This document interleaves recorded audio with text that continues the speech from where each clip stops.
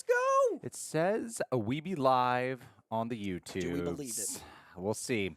Tell For us. now, let's just do a live stream for Doe Eyes. For Doe Eyes 'Cause alone. As we are in this stream, we are here with Doe Eyes. And they celebrate Happy the 13th. He's the only Friday the one here. 13th. Oh, today's Friday the 13th. I didn't is? even think about that. Spooky Santa. Very spooky. You know, little Jason, little Saint Nick. I would love it if, because It's just Doe we Eyes. never go live at 2 o'clock No, p.m. on a weekday. that no one shows but up. Nicholas oh, Thomas Nicholas and Doe Thomas. Eyes. We've got A pair. two. Oh, we got three Dump's people here. domain. Three We people got the for slow impromptu roll live Matty stream. D. Matty D. Funny enough, we just had a conversation about that money thing a little bit ago. Matty D. You and Matty D? No, you and I. Oh, yeah. Okay, people are tuning in. Okay, look at us. We were semi-thinking that there might be a little bit It's a of weekday. a little bit Look of at a all these weekday people. thing. Look at all these lovelies. There's Apollo, so P0, many Ace people Clint showing Eloy, up here Connor at Russell. a 2 o'clock p.m. Friday Pacific Get a Standard job, Time. you hippies. I'm glad you're here. Haley Atwell also back. Don't know about that. We didn't know there'd be a live stream Yeah. today either till like less than 24 hours ago, Yeah, we but just here were we are. like, hey, want to hang out? And we were like, well, what if we point cameras at it? I mean, look, guys, listen, we got some movie news to get through We do. today, and I put out a community post. Let me see if I can gather the graphic here for you guys. Coy, Yes. I learned how to put graphics on screen. I saw that you made a little thumbnail, but like a banner nail. I mean, a thumb I didn't make banner. that. I just stole it Oh, well, from I someone who noticed that worked way was harder done. than me. I see. Um, I made a very. let's- I made my most Greg thumbnail today. I'm really proud of it. Oh, did you now? I made a thumbnail that I was like, this looks like Greg would have made it 2 years ago, and I was like, that's steps. Okay, so here we go. Let me just pull this up. We're gonna hop right into our live stream. Thank you. It's been a while since we've done a live stream. It's First true. of all, It's true. we anticipate that next week that there's gonna be. You know, we heard a lot of people on the Twitters are talking about a special little DC trailer coming out next week. But who knows? Who knows? It's also probably our last live stream of the year. That's exactly, because then we also are trying to cover What If before holidays comes up. I am leaving for my makeup honeymoon the day Squid Game Season 2 comes out. Well deserved, overdue. The man needs a vacation. And we also don't have screeners for it, so we'll see how that goes. If we get them, we'll watch it. Yeah. If we don't, you boys having Christmas. We're having Christmas. And It's so, insane. yeah, It's like next week, and I'm like, do I cover a Marvel show or not? Like, it's that. we're hoping we can get the What If screener so we can cover that for you guys in a timely manner. Am I If allowed not, to say that it's insane that people would assume we just work over like content creators working on Christmas Eve and New Year's Eve skeleton crew? That's well, like I mean, I've been doing not that for cool. 10 years, and this was the first year I'm like, I will not do it this year. I'm putting my foot Yeah, down, today I'm- saying it's baloney. I'm a little tired. So, yeah, but we wanted to make sure we at least hopped in the live stream, and we'll tell you guys first and foremost here that at the end of January, before we go right into the news, at the end of January 2025, Coy and I are going to be launching a special little podcast starring us. I'm so We, excited. we could workshop some titles with you guys right now. Coy, I wanted to do V for Virgo. I'm like, what's this astrology ass podcast? Because I we're thought of doing? V for Vendetta. Yeah, but like, we're not talking about astrology. Who cares? Okay, but we're both Virgos. And then what did you have? A good movie news show? Yeah. Because we wanted to do a movie news show, but we don't love how most of them are ran. So Greg pitched it to me. He's like, what if we do a good movie news show? And I Right, was like, right. What if that's the title, but it has to have the question mark? Like, I love the idea of a good movie news show. Like, every week we're like, did we do good or not? Well, my very, very last one that I had in mind was Meta Movie Muse. Ah. MMM. That Isn't was a lot like my first podcast. My first major show was called Marvel Movie News. Oh, amazing. So Meta Movie Muse feels like Marvel Movie News. Well, I'm going to go into it. Guys, please sure to leave a like here. Thank you to all who contribute or will contribute Super Chats and Muscle Bros Streamlabs. podcast. Muscle Bros podcast. That's That right. sounds like a good time. That's We how should we get do. Brandon Davis with us. Saw him today at the gym. Was Dude he is getting jacked. muscly? He is. He's a I wrestler. was like, don't point it out. He's jacked. Thank you for your first super chat of the day. We don't end a live stream without going through every one of these super chats. Even though we're going to try to end no later than 4:30 Pacific Standard Time. So here it was on the agenda. These are the four main stories, and of course, whatever else you guys want to talk about today. And so what we have on the agenda is Chris Evans in Avengers Doomsday, the Batman Clayface movie, Kraven ends the Sony Spider-Verse, and no more solo Deadpool films, according to Ryan the Reynolds himself. Now, put out a post of what we should kick off the news with. And, of course, 54% out of 3.1K votes voted for Chris Evans in Avengers Doomsdays. 1,600 people. So we got to honor that as good math, Coy. That's where we like you. Oh, mathematical movie news. So We break down math of like, the box office was actually roughly, and with inflation, it's just like a boring stock show. I know there's some trailers that came out. Right now, there's so much behind-the-scenes stuff going on. I need every hour I can get. I don't even know about all of it. Greg's been teasing this like it's a trailer. Greg every week will be like, guys, when will you know what's coming? I'm like, but what? I feel like I'm in the Real Rejects viewership going like, but what? But the podcast is, I think, our first announcement. First announcement, of for the sure. new era. Well, the big announcement of this week is Chris Evans in Avengers Doomsday. Now, the big rumor going around, Coy son. Yes. What do you guys think in the chat? Are you excited about Chris Evans returning for Avengers Doomsday? I am actually more immediately, if you were to tell me without any special Comic-Con being on a live stream announcement, if someone were just to come up to me and say Robert Downey Jr. and Chris Evans are both returning, I would be less peeved about Chris Evans returning than I would be about Robert Downey. He didn't die. I'm looking forward more. I remember putting myself back in Avengers Endgame when I first saw it, when I heard this news, and I went, oh yeah, I remember being in the theaters and going, oh, I guess Chris Evans is leaving. Like I wasn't prepared for that. It just sort of happened spontaneously when he left, as I thought, he's going to put the Stones back, but I had no anticipation this was going to be Chris Evans' last movie. Then all of a sudden it's like, oh, I guess that is it. He's gone now. He's right. done. Oh, that's too bad. Anyway, so yeah, I'm less peeved by it. Main rumor going around is that he's going to be Nomad. He'll be a variant of Captain America. I do have some I don't know, like little bummer feelings, but what is your overall thought? I know you've talked about it, but tell the reject audience, what do you think? I think it's a horrible idea. Yes, that's what you get here. Yeah. I think it undermines Mr. I like everything over here. Doesn't like this idea. I think it undermines Endgame's impact. I think the beautiful arcs of selfless to selfish, mirroring Cap and Iron Man get negated by them coming back. And I understand they're not the same Tony Stark or Steve Rogers, but it is the faces of the people. It's not a comic book. These are actors we identify with in roles. I also think it undermines the impact of Thor's arc, which was down the center of the two. Like Iron Man going from selfish to selfless, Cap going from selfless to selfish, but people don't talk about Thor going from sure of self to having no sense of self. I think that's a beautiful center with the Holy Trinity, with those three in that story. But my issue is if you bring them both back, and especially if you do the like, what if Iron Man, and because it is going to be visually identifiable as Iron Man, what if Downey was an Iron Man that was bad guy? And what if Captain America wasn't spangled because he's Nomad? That feels so much like the goatee in Star Trek. It feels like, what if they're bad now? And like, I just don't love that idea. I feel like, Hydra Cap is also like, what if they're bad now? And I want the integrity of the impact of a death to not feel like the comic books. In comic books, when a character comes back from the dead... Is it a death? It's not a death, though. Yeah, but they died, and now the actors are playing a new version of them when they were dead. Yeah. You know, like our human brains aren't like, that's a different Iron Man. Sure. It's Downey. So, like, even when we saw Johnny, instead of Steve, we're still seeing Chris Evans. That's fair. So, like, it's not a comic. I get what you're saying. I'm being pedantic about it, but I get what you're saying. I think Endgame is so beautiful and so perfect and so much impact. It does not feel like a bold swing. It feels like backtracking. It feels like pandering. I think, can you hold those drinks for a second? I just want to make sure it doesn't fall over. I'm trying to pull this closer to me, so I'm not like constantly leaning forward when I'm doing it. All right, thanks, buddy. I could just put it at a pivot. Thank you. Good.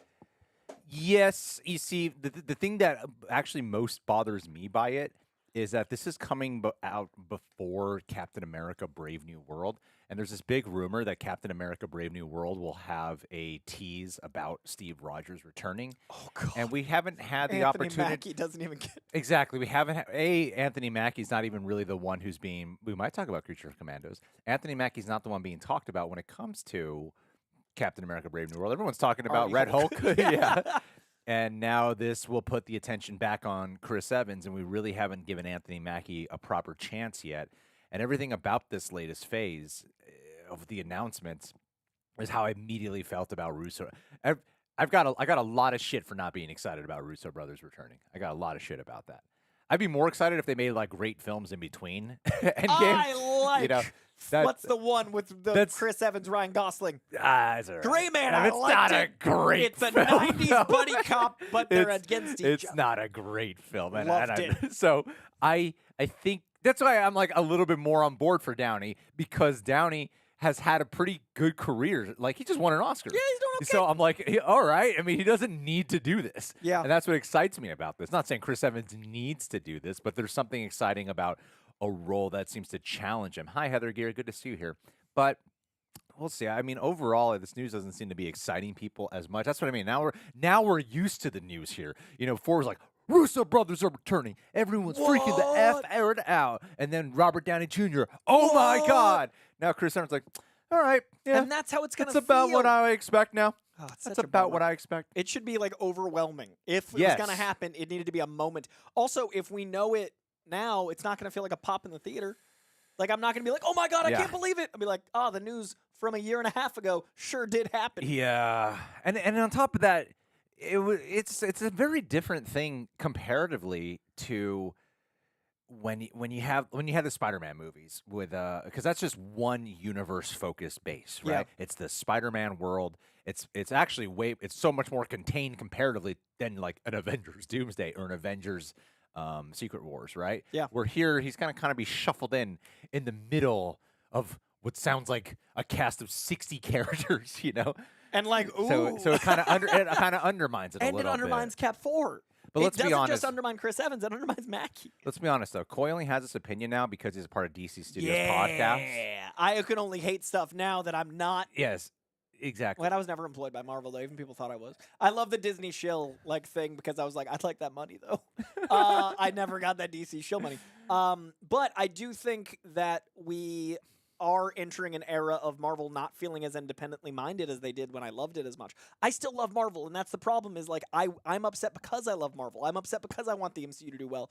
I feel like this is the first time this feels like a fanfic, and I don't want that. So, like, I clearly spoke well of Deadpool and Wolverine in more videos than I've ever made about a property. I clearly spoke well about the Eternals when no one else did. I've loved the stuff that I loved, but I don't want to be stuck not talking about the decisions I don't think are coming from a place of art. I feel like they're coming from a place of business pressure. Yep. Well, that's how we feel. What do you guys in the chat think? Are you guys bummed by this news? Are you excited by this news? Leave your thoughts down below.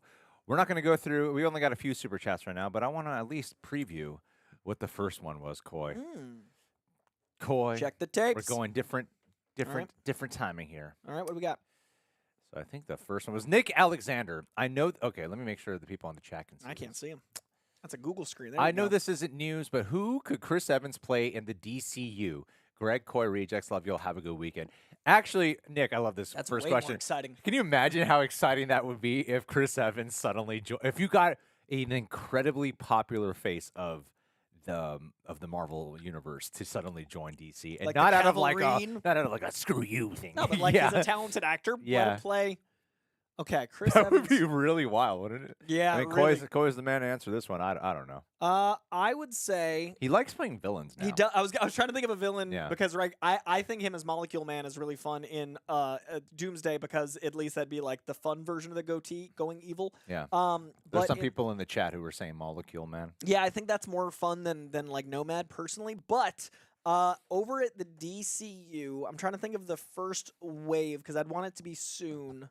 It'd be so funny if he was Sinestro, literally the goatee. Like he's a mustache twirling villain of the Lanterns, and he's got like this big overarching story about willpower because Chris Evans is I can do this all day. It's literally the inversion of I can do this all day. Is he's someone that's yellow ring of fear against willpower? Right. So he's like the antithesis of Captain America in every way. I think that's wicked fun.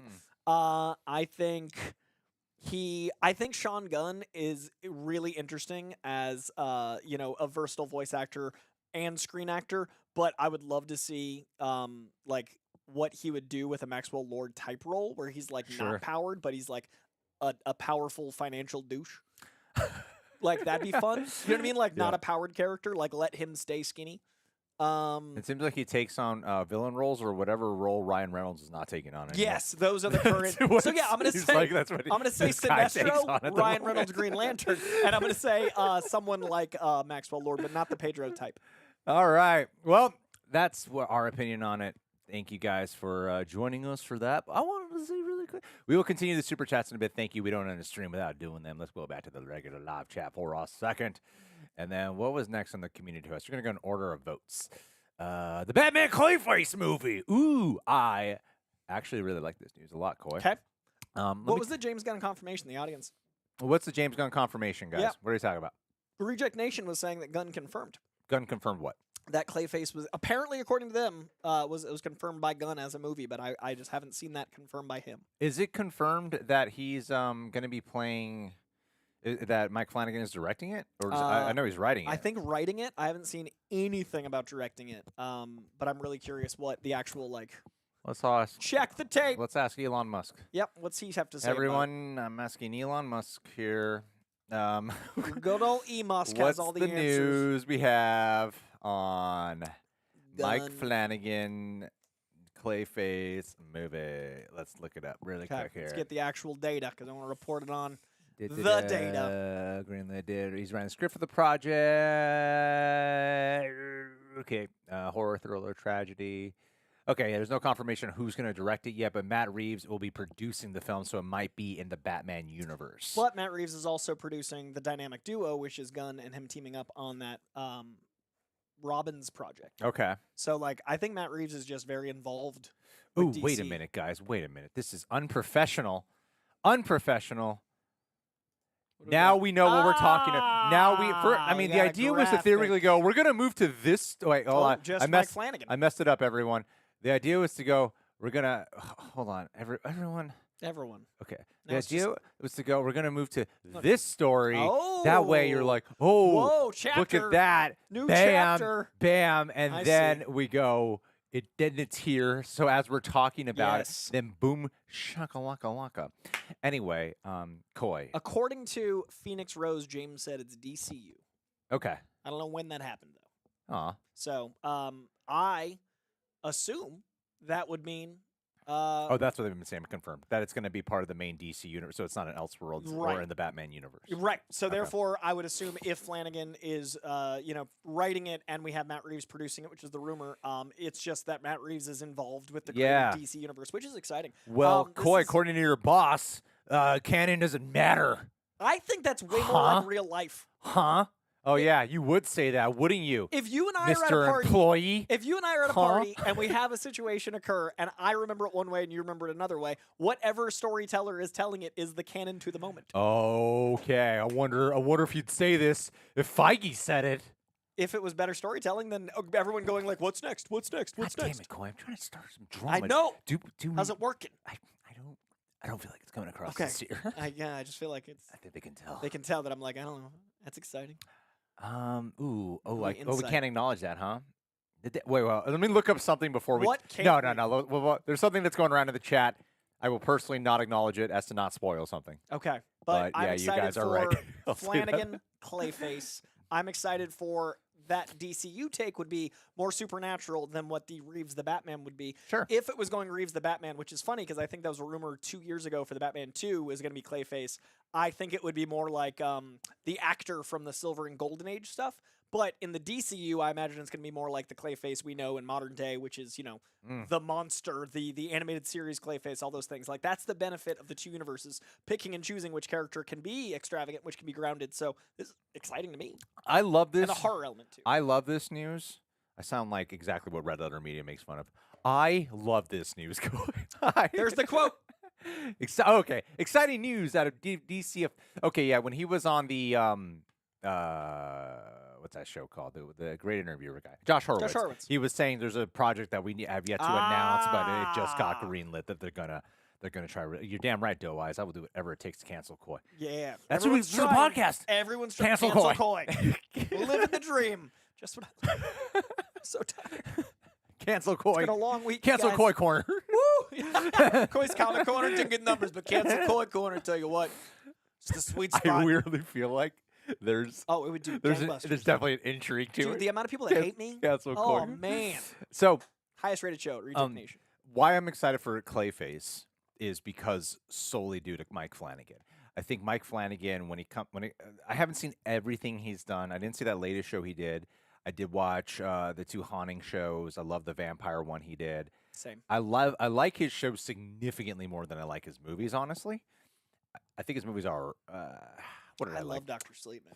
See, I didn't love Doctor But you Sleep, like his long but form? everyone else I know loves Doctor Sleep. So I mean, like, I am one opinion out of. I'm very much in the minority on that, and I think that's because I had just seen Haunting of Hill House. Which is exceptional. It's exceptional, and you see how much he can take his time with telling a story with that much depth. And then Doctor Sleep, I was like, this feels rushed. Probably the director's because cut's pretty methodical. Okay, well, It's like almost 4 I hours. haven't seen that yet. I haven't seen that Okay. yet. Fair enough. I haven't seen that, and maybe I'll feel different on a second viewing. I think it's exceptional. Not immediately watching Haunting of Hill House and going to that. So anyway, but Mike Flanagan generally he does movies that I feel like he does stories that have the supernatural bent to it, but he does lean very much in the tragedy. And then after watching Creature Commandos, where you can see James Gunn's reverence for the Universal monsters type of tragedy when it comes to The Bride, when it comes to Frankenstein's monster, I feel like Mike Flanagan, who is actually doing the Exorcist movie, I really think he would know how to provide that as well for Clayface, because I imagine they'd probably go with the tragedy tale of the guy who was an actor turned Yeah. Clayface, right? So I would love to see. I love to see what he's going to do, because I imagine it'll probably be a really serious film. And I know he could do something horrifying, but more importantly, he knows to lean drama and character first and foremost, and let that dictate the horror. Because if you look at a lot of Mike Flanagan's work, so much of it is not scary. It's mainly a bunch of drama. Yeah. But when the horror happens, You are so invested. you 'cause of remember the, it. Yeah. There's And no- you care yeah. because the drama. Yeah. Like, that's the key. I want to care about him. And that's an exciting prospect. I think Midnight Ma'am, Miraculous in the chat point. Midnight Ma'am. Have you seen Midnight That's Mass? my favorite one. That's That's my favorite of his work. That's my favorite of his work too. Yeah, I'm so I impressed. absolutely adore. That was one of the most impressive pieces of, I would call that cinema. 100%. Impressive pieces of cinema. I've I ever had seen. such a great Halloween season because of that show. Mhm. That's That's actually a pretty intense show. what is the most recent one? There was a show. I haven't seen that one. It's his last Netflix one. I haven't seen it. There's like a one with kids. Oh, I didn't watch that either. Yeah, Okay, I didn't see his last two. his last two. I didn't love the kid one as much as Midnight Mass, and that's a bummer because like I think he's so exceptional. I love Doctor Sleep. This to me is the continuation of James Gunn picking creators that are so inspiring and fascinating. Okay. And I will, for the next hopefully decade, have to deal with people being like, "Oh, you only like that because DCU." But I legitimately think it's more exciting to make a non-shared story and make the canon whatever is good for the story, because then you don't have to Sure. worry about what's next, and you can hire people that want to make their vision. I don't want to see all of this milquetoast, same color palette, same thing because it fits in one universe thing. If we could have weird, different stories that don't have know just what a you're through talking line. about. I don't. I've never watched these movies. What's a comic book? Guys, we have some news here. We have some news. Are you guys excited for this movie, first of all? I hope you are. I am. The 28 years later trailer. I don't know. We've entered this new era of Real Rejects where we do less trailers, and it makes the movie reactions, when we do a movie reaction, it makes it so much better because I have no clue what I'm walking into so much of the time. I've been going to the movies late, like 10 minutes in, so I don't see all the trailers because I don't have to watch them anymore. So Yeah. I'm getting to actually watch movies. Yeah, and I think when it comes to, especially with movie reactions, that's what makes it so grand. Is like, I understand there's numbers to be had when it comes to the trailer reactions. There's absolutely numbers to be made. People love the feeling of anticipation. That's why trailers and marketing exist, because it does really well. But in terms of just the like primal experience of a film, it's like, what more do you need to tell me? Like, the director and writer are returning for 28 days later. That's all I need to know. I'm there. Yeah. Invincible trailer being brought up in the chat. I'm like, I'm gonna react to every single episode with the camera pointing at me. The less I know, the better of a final piece you guys are gonna have, and the last thing I'm probably gonna cover of it, which will be the episode. Yeah. So that's why. But anyway, Hayley Atwell. Let me get a picture here so people know what we're talking about. Coy. I never mind looking at Hayley Atwell. People, you met her in She's one person, of the, didn't yeah, you? she's one of the only people I completely was like old Hollywood flustered around. Like, we work with a lot of actors and people in the industry, so you get Sure. kind of used to running into people you see in movies and TV. Hayley Atwell is so gobsmackingly gorgeous and kind that I was starstruck by her ness. Like, we had a conversation about Captain Carter, and it was like a 5-minute conversation, but she was so impossibly old Hollywood kind, and she kept being like, "Oh, darling, thank you so much." And I kept being like, "Will you marry me? I understand every decision Steve Rogers ever made." Like, I would go back through time for Hayley Atwell as well. I get it, Steve. She's perfect. I love her. Well, Hayley Atwell She's back. returning as Captain Carter. So, do you think they're going to actually bring back Old Man Cap? The Clint Eastwood Captain America? Joe Biden cap. Joe Biden Cap, yeah. I think they could for a scene, but I don't think narratively it'd work for long. Okay. I just don't feel like that's the impact of seeing Chris Evans back.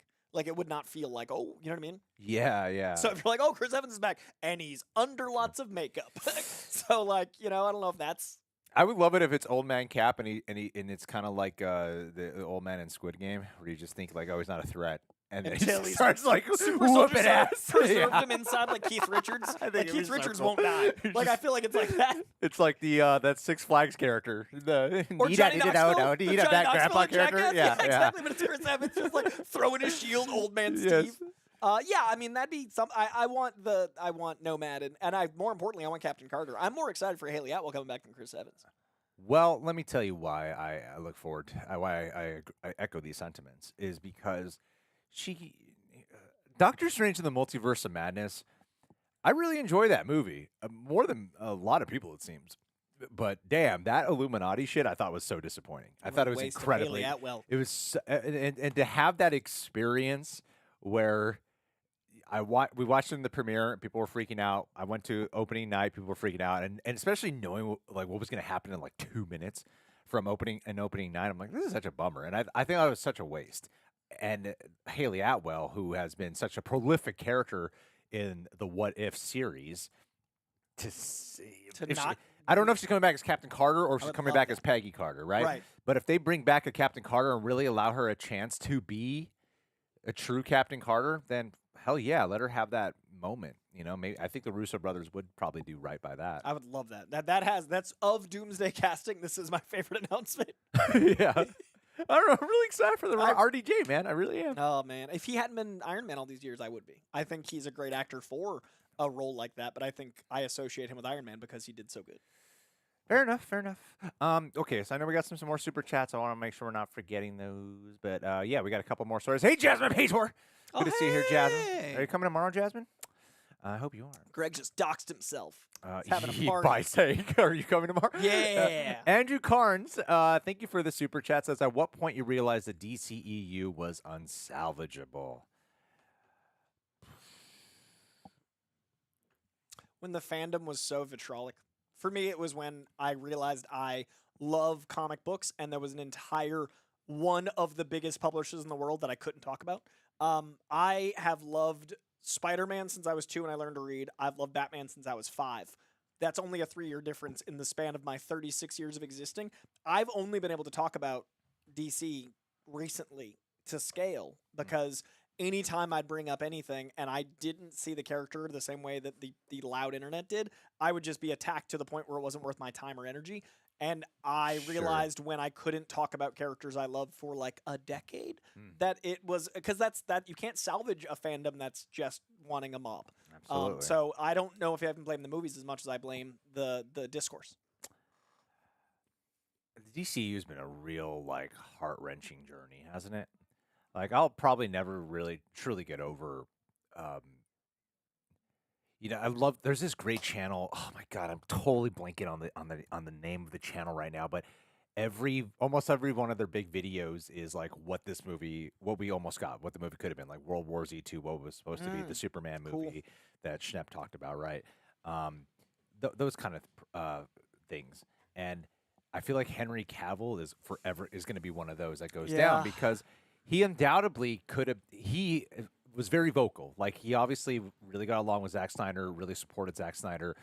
It was also very apparent that he wanted Superman to go down the path of a little bit more colorful. He's talked extensively about that, to be a little bit more traditional in that sense. The right? moment in Black Adam is one of my favorite Superman moments. It's a great moment, and we've seen Henry Cavill do other work. Most people cite that wonderful Guy Ritchie movie, Man from Uncle, as like so good.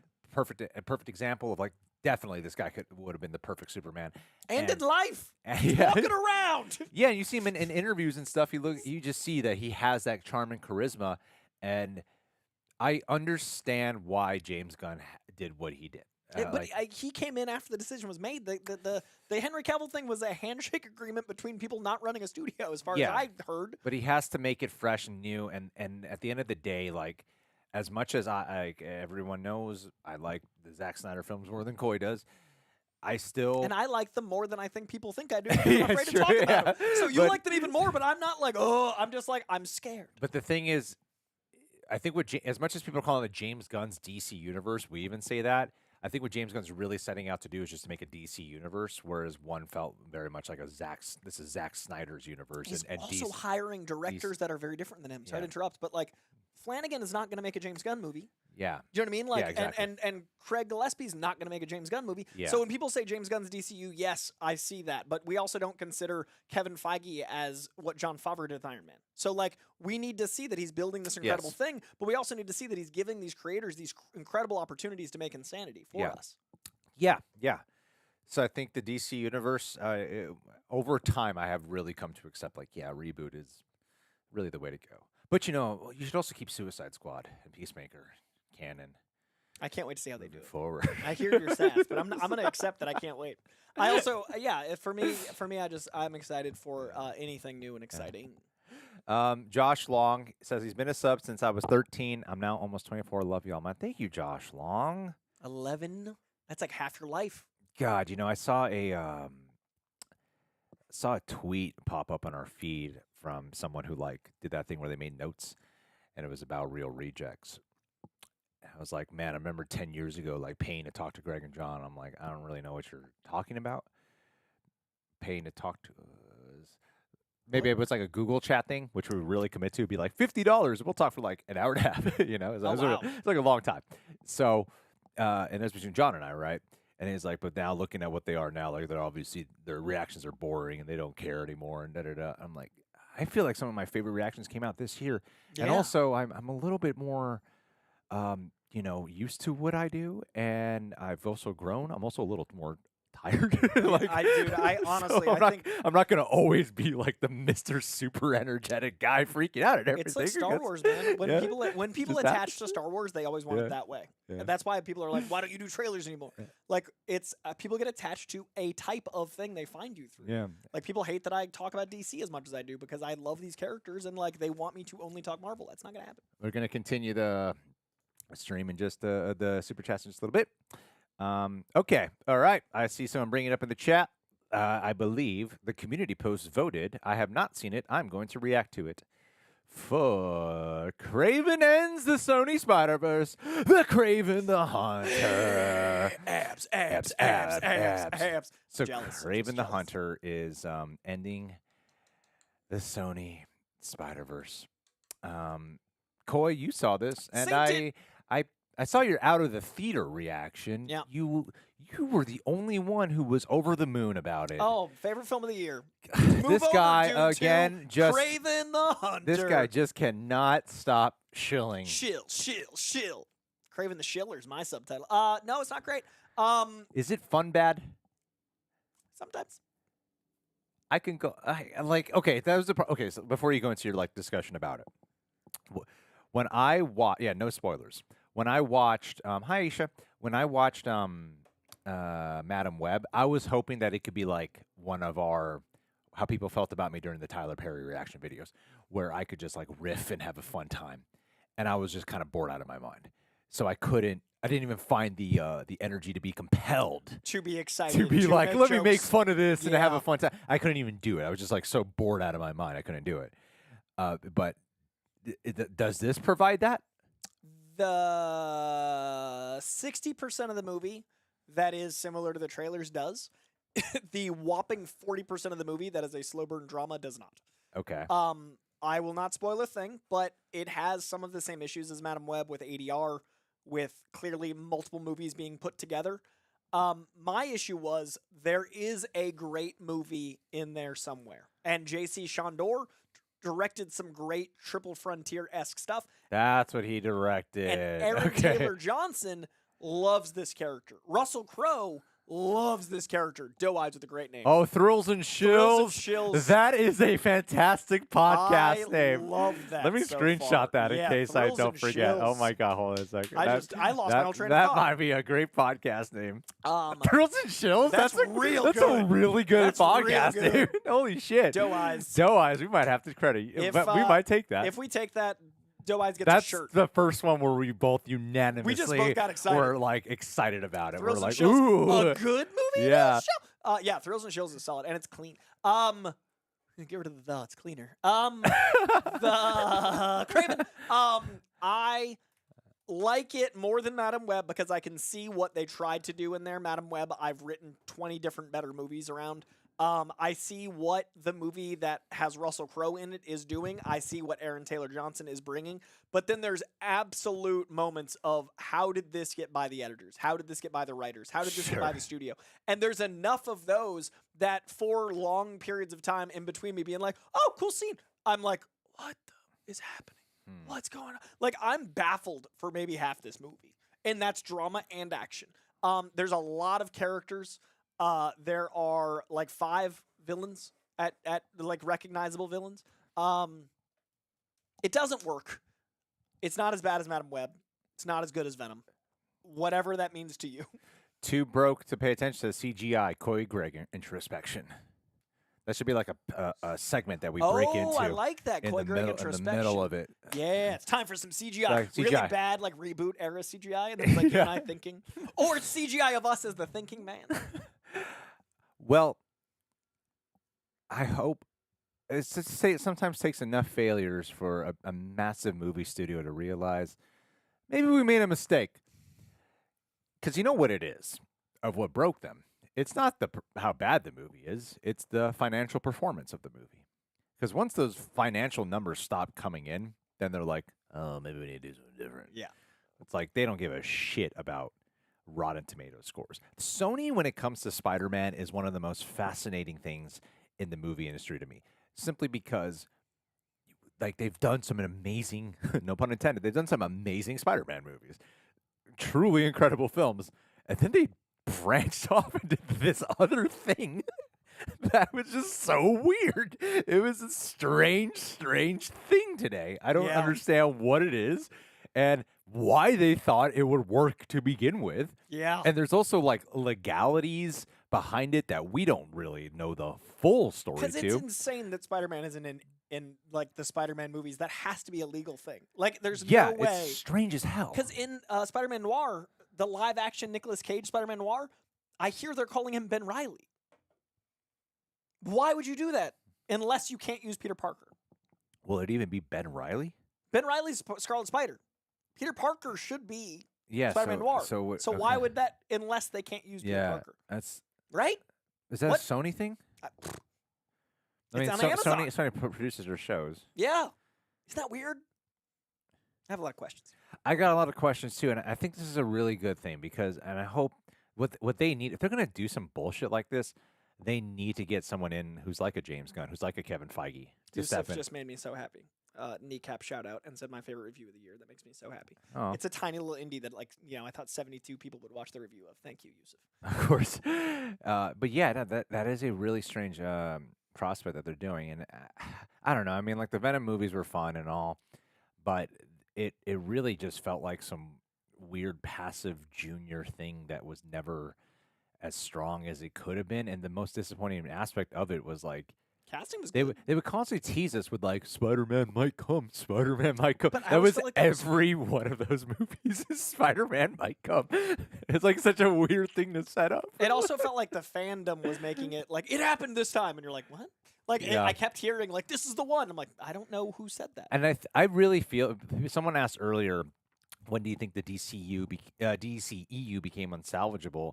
I feel like that when it really happened with the Spider-Verse movies, the ones without Spider-Man, was when Tom Holland and Venom did not actually team up. When Venom just went back to no. Oh, and they just I it was think- like, why did not interact at all? It's the same movie. Because once you Like had that crazy. tease for them, it was like, Yeah. finally, it's gonna happen, and then they're like, never mind. And then Venom 3 is like, we're gonna make that not matter at all. Yeah, it doesn't matter at all. Like And he's nothing wearing the about same Spider-Man. Shirt. It's the yeah. same day. So yeah, and even though I thought Venom 3 was my favorite of the Venom movies, it still very much was a disappointment. And I think that's when people were lost on it. Yeah.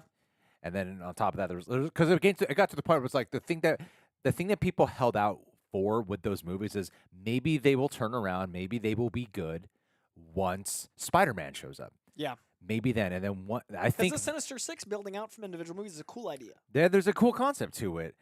But they couldn't even properly. Venom 2 was the only movie that really alluded to it, and then you had the Morbius. Morbius, Had all the post-credits. kind of, yeah, and yeah, Morbius, which just, but that's the weird day and age that we live in as film lovers. Is I think we are so much. I was having this conversation with Ryan Airy the other day, and he was saying to me, of the Star Wars, the MCU fandom, specifically the Marvel Cinematic Universe fandom, will never be as strong or as passionate as the Star Wars fandom. That's why there's so much like there's hostility and toxicity, but there's also so much love and everything because of how Star Wars was formed in the years and everything. And I thought about it a little bit more, what he was actually talking about there. And I feel like it's because we're in the day and age now where we are so exposed to the behind the scenes intricacies, the movie news, all this shit, where we see the business behind it way more than we can just experience the art. Like when Star Wars came out, I don't feel like people were really, like, we might have heard box office numbers and shit, but all it was the pure cinematic escapism, and that's why there was such a passion that formed around it and became like fans filling in the blank spots for the lore and all these things, where they took over from George Lucas. So I think that's what's gone wrong with the industry is we know too much. We know way too much. Something that stood out to me from a behind the scenes thing that I stopped watching behind the scenes stuff on DVDs because of something Christian Bale said in a behind the scenes thing for, I think, Batman Begins at the Dark Knight. He said, I think audiences are exposed to way too much of this stuff because it ruins the magic for audiences. Yeah. And that stood out to me so strong that I was like, you know what? You're right. I'm going to stop watching these. It's like we're talking about trailers. Like, we literally are watching less about things so we can enjoy the movie. I don't want to know everything about everything. Yeah, so I think... we're in the wrong career, Greg, but here we are. But that's kind of what we're trying to talk about with... So this is what our podcast will be like, except we'll have better mics and we'll be looking at each other. Yeah. But, like, I was literally about to pivot to that. I think that's what we're going to be discussing is long-form conversations about what we think the industry is, where it's going, like having longer-form just chats about movie dumb, but not behind the scenes, not, like, breaking down stuff, because you get plenty of that. Yeah, absolutely. Absolutely. No, I don't think Symbiote is done. I don't think we'll continue Superman and Lois, honestly. I'll probably just finish it on my own. Clayface might fail. Who knows? I'm a little bit concerned about some of the DCU numbers. But, hey, we got one more story, one more main story to go through here. Thank you, guys. I like when people say you agree with me. It's much. I usually hear people just disagree with me, so thanks.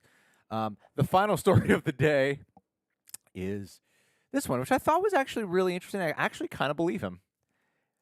Our boy Ryan Reynolds. Hey, Baby Goose. Baby Goose Ryan. What he was saying, and did you watch it, the Actors on Actors? I have not, because I want to sit down and watch it. Like, I want to, like, make Oh, you a actually night want to, of like, it. visually see. Yeah. I want to sit and have a meal and experience two of my favorite actors have a conversation, which is so ironic, because I was just saying, like, behind the scenes, this is different. I love actors discussing their craft that's not specific to a project, just, like, reveling in the art. That's my jam. Actors on Actors are my favorite seasons of the year. Like, whenever this time of year comes around, I'm like, ooh. I mean, you get the right actors together, it could be a damn good episode. Oh, dude, Ryan. I mean, Deadpool and Spider-Man? Well, Come on. What he was talking about, the main thing that was going around, is he was saying he doesn't feel like there'll probably be another Deadpool solo movie, and that that Deadpool will continue, though, in supporting roles. Sure. That's what the comics have done. He was even saying, like, yeah, get Channing Tatum's Gambit movie. We'll go. Yeah. You know? Yeah. And now there is a solo Deadpool comic. It's just not as big as it was when Deadpool 1 was out. I think he's smart as a businessman to not oversaturate the market with pool. Because that's what happened in the comics. That's what happens, like, a lot of times with characters. Keep him exciting by having him, like, you know, behind the scenes. Or not behind the scenes. Side scenes. Like, have him pop up and be fun.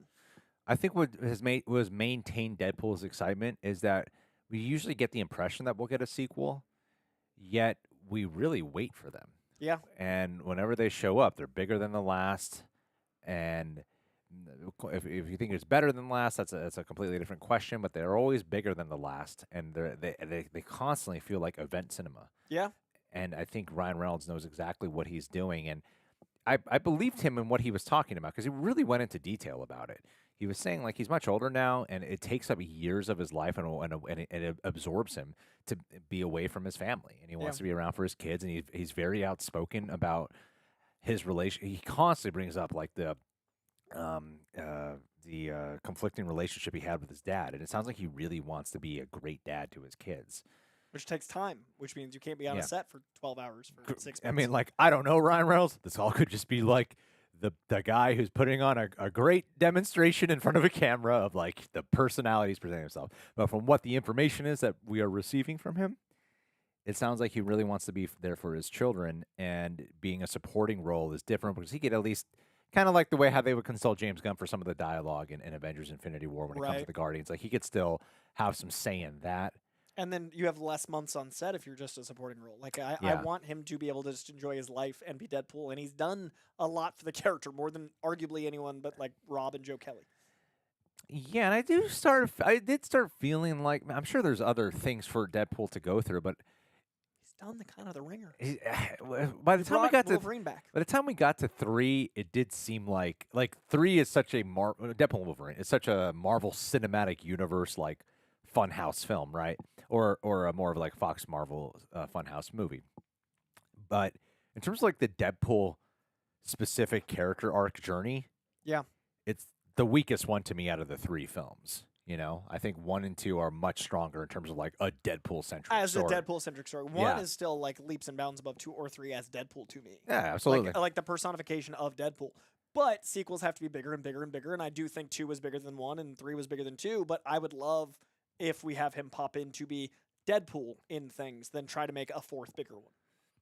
Like, I don't want more of that. I want more Deadpool, but I don't want more Deadpool movie that feels more extravagant. Although I will say, I think it would be pretty badass to see both him, Hugh Jackman, and Tom Holland kick it together. I would go him, Hugh Jackman, Andrew Garfield. Yeah, probably. Especially after that real actors and actors. I would say Tom Holland because I'm like, he's Spider-Man currently. Andrew Garfield, Spider-Man. But I would say he's only made out with one Spider-Man. Put him in the movie with that one. Andrew Garfield's way more sensibility of him, too. Fair enough. Like that humor, they would balance way better. Yeah. I hope the Superman trailer comes next week. It's the last week we're in town. Yeah, I was going to say, if it doesn't, then our live next week will be about the holidays. Yeah, I mean, it's the last time that we're going to cover anything because Greg's taking, we started at the top of this, an overdue late honeymoon. Yes, an overdue late honeymoon. Well, those are our main stories. Let's see what's going on in the chat. Let's see what's catching up on the super chats and everything. They really help out the stream, especially because playbacks on these are weird for our specific Real Rejects algorithm. Learning algorithms is so weird. Yeah. We'd have to do like live streams.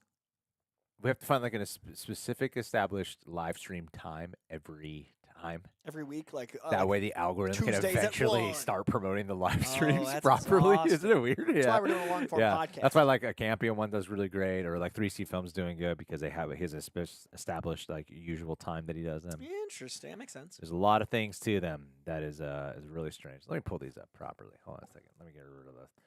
Let me just see you guys, because I like having the chat on screen. You know how I roll, guys. Shit. Let me see here. Boop. Then put the live chat down here. How are you, Coy? It's a very relaxed stream today. I'm just so it's been a week, man. It's been a real week, a real testing week. Yeah, it has. I really need this holiday more than ever. Every year, I used to be the first 10 years I was in LA. I was like, man, I hate how long the town shuts down. The last 5 years have been like, I need the holiday more than life itself. And this year is definitely the most ever. I'm white knuckling my way through the next week. Yeah, I'm just really just clinging to life, man. It's been hard. I like pulling 2 all-nighters this month already, and I'm not. My body's not as used to it anymore. Dude, so many people in my Kraven review were like, Coy needs rest, his eyes are bloodshot. I was like, I have 15 videos left till I take a break. Just 15 to go. Yeah. And that's if we get screeners. Like, I'm just hanging on for I got 11 more movies to watch before I can make my best of the year list. Like, I'm alive. Really quick. Yeah, you bet your ass John and Sarah are going to return for The Last of Us Season 2. That is like so much. I think those are better reactions to what Andrew and I have to offer because they haven't played the game. So I feel like, yeah, that'd be awesome. Anyway, like that's a show where it's pretty accurate to the way the games unfold. I love the first season. Man, I love that game so much. What was the question? I need to refresh this. Hold on a second. And BS24 says, Real Rejects is the greatest YouTubers ever. Thank you for everything you do. I appreciate you. We appreciate you. Thanks, Gracie. Okay.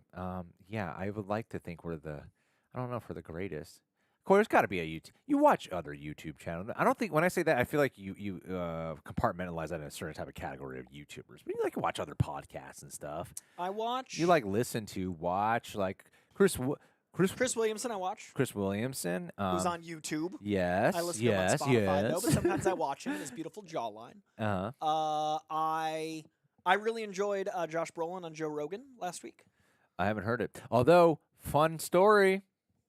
I did Taekwondo for 10 years. Oh. It's exactly who I trained under. And it's Jun Chung Taekwondo. Yep. For the last few years I was there, I was trained by Jun Chung himself. He's like a master Korean so martial sick. artist. That's why you can kick like And crazy. that's who Josh Brolin says. No That he says in the way! podcast when Joe Rogan asks him, Yeah, point where'd you blank, train? He says, He says Jun Chung Taekwondo. Dude, I was that's like, sick. oh shit! Oh, that's awesome. Yeah, I yeah. love that. Nicolas Cage is one time. The only time I've seen Nick Cage in person, he was having a private lesson with his son, and Jun Chung was training him far away. And I saw That's so he cool. his son broke a brick, and I saw Nicolas Cage like fucking freaking out about it. It was like in the distance. What a Yeah, moment, dude. Yeah, yeah. That's really the special. only time I've seen Nicolas Cage in my That's life. so dope. I'm only Oh, yeah. so Hot Ones I watch. The Inside hot ones, yeah. I watch actors on Actors, which is Yeah. YouTube. I'm only subscribed to like 8 pages. Yeah. I just Yeah. don't. See, you watch YouTube channels. Yeah. I don't feel like you follow like a YouTuber. I don't follow the culture. Like I Right. know like movies and TV stars. I know there are YouTubers that have the same like, but like I don't know that world. Right, you know what I mean? right. I'm just a little old. I mean, you don't know. We have people here who are older who watch our channel. No, but I mean like to have grown up when those people would have been like of reverence. Like Sure. I have reverence for actors because I grew up when movies were like, and now Yeah. it's not. Like Gen Z doesn't care about actors like I do. And like I That's don't fair. care about YouTubers like they do. It's not like I'm not being ageist. I'm just saying like I didn't follow a YouTuber early enough for me to care about them. Did you watch 28 Years later? The trailer? Yeah, It's fucking awesome. you did see it. I saw it in a theater. Oh, great. It played before Kraven. Part of me was maybe if I have any time at all, I might do a trailer literally react on. came on. It's great. Damn, I do want to watch. It's really good. I'd already seen it because it came on. I had no control. I heard they shot the whole thing with an iPhone 15. Dude, that's crazy. What's funny is I skipped the trailer when it came out and for days, and then it came on during Kraven. I was like, guess I'll watch it. Sure. But it's beautiful, and if it's shot on an iPhone, that's incredible. Channel with no name. Great name. I'm going to hate the discourse from general audience when they eventually call Doom evil Iron Man It's coming. after There's already- Avengers Doomsday. Yeah, there's already merch. Really? Yeah, like fan made. Like Would you call him evil Iron Man? no, because Doom shouldn't be. Like they're the only thing they have in common is a metal suit. But we'll see if that's how it's interpreted. Do you know what I mean? It's going to be hard to not think that when you cast Iron Man as Doctor Doom. It just, to me, the immediate plot seems like it'll be the Avengers reaching for his heart because they think because he looks like Tony They Stark connect to him even though that he doesn't they can connect back. bring the good out of him. Yes. You know, that's what something like how Spider-Man saw his villains in No Way Home. Yeah. In at first, you know, like no, there's good. And that's it. Yeah. Like, and I don't love that we have to do that because Victor should not be that. We shouldn't have a connection to Victor. The Fantastic Four should, because Reed and Victor should have a intellectual duel, not Yeah. some connection to the MCU. I don't know. I don't love it. Well- Abernathy, the 8 channels I'm subscribed to, I'm on 3 of them. So I'm subscribed to 3 of the 8 channels. Scooby-Doo reactions are coming next year. Don't you worry. What's Scooby-Doo? Is there a new show? 1 and 2. I haven't seen them. Oh, 'cause of you. yes, we got them Have to you celebrate the DCU. Scooby-Doo. Have you played Tekken? Yeah. I play a lot of Tekken. And Tenet? Wait, Tenet yet? I love Tenet. I saw it in theaters. I rented a theater off my birthday. During the That's how pandemic. you watched it? Oh, cool. Yeah, during the pandemic, theaters were closed. So for my birthday, I got a whole theater to myself with 10 friends. Marco Tunstill saying, I literally have nothing to say, but I just got paid and wanted to support you guys. Oh, thanks. Wow. It's really kind. Congrats on the DC gig, Koi. Love the Koi Cast hoodie. Unpunchable gift horse for September. Oh, too. yes. Someone from the Koi Cast side. I never plug my podcast ever.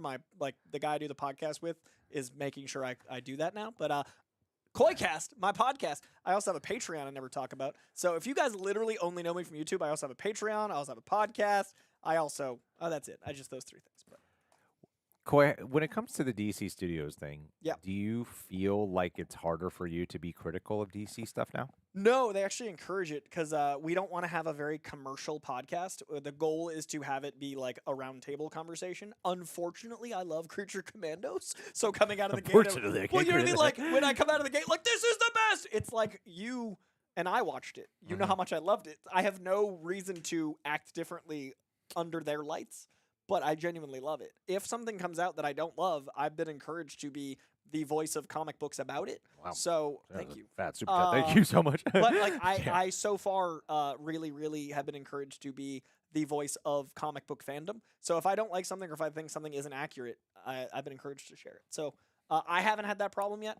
My biggest problem has just been people thinking, even though I've made it very clear I'm a comic book fan, that I'm a Marvel fan when I've been very vocal about Image and Boom and Dynamite and DC this whole time. Yeah. But there's been more Marvel properties to talk about. So if you know the Venn diagram of me, if you see 80% Marvel, it's because Marvel's put out 80% of the content. Like I can't help that. that's fair. So and also like That's a like fair I said point. at the top, I couldn't talk about some of the DC characters in the comics while the DCEU was so powerful because they were so different from the comics that I would get hate for my interpretation of the characters. And I was like, this is exhausting. This doesn't benefit me. So the only thing I've struggled with is just optics. That's forever game, huh? Yep. The optics That's is the forever game. Because I've Yeah. always loved, like, I have pictures of me as a kid with Batman toys in Batman Yeah. clothes. Like, I have receipts.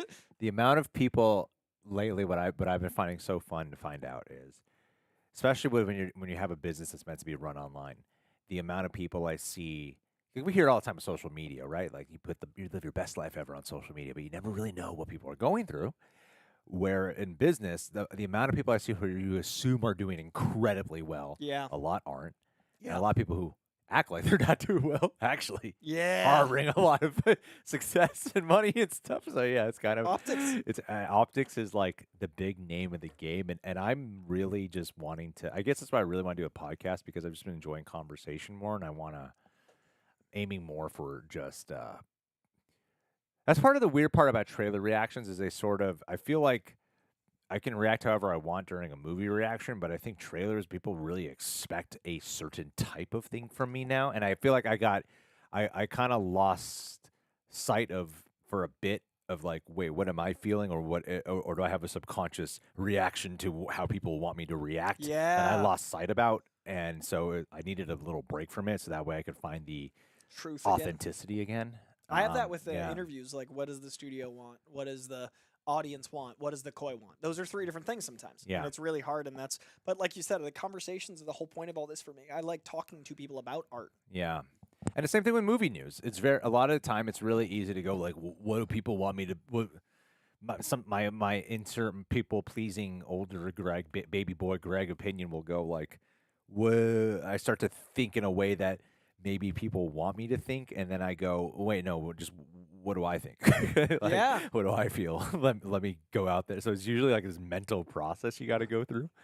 So yeah, it's weird, but apparently I don't care about anything. Craig Shipway.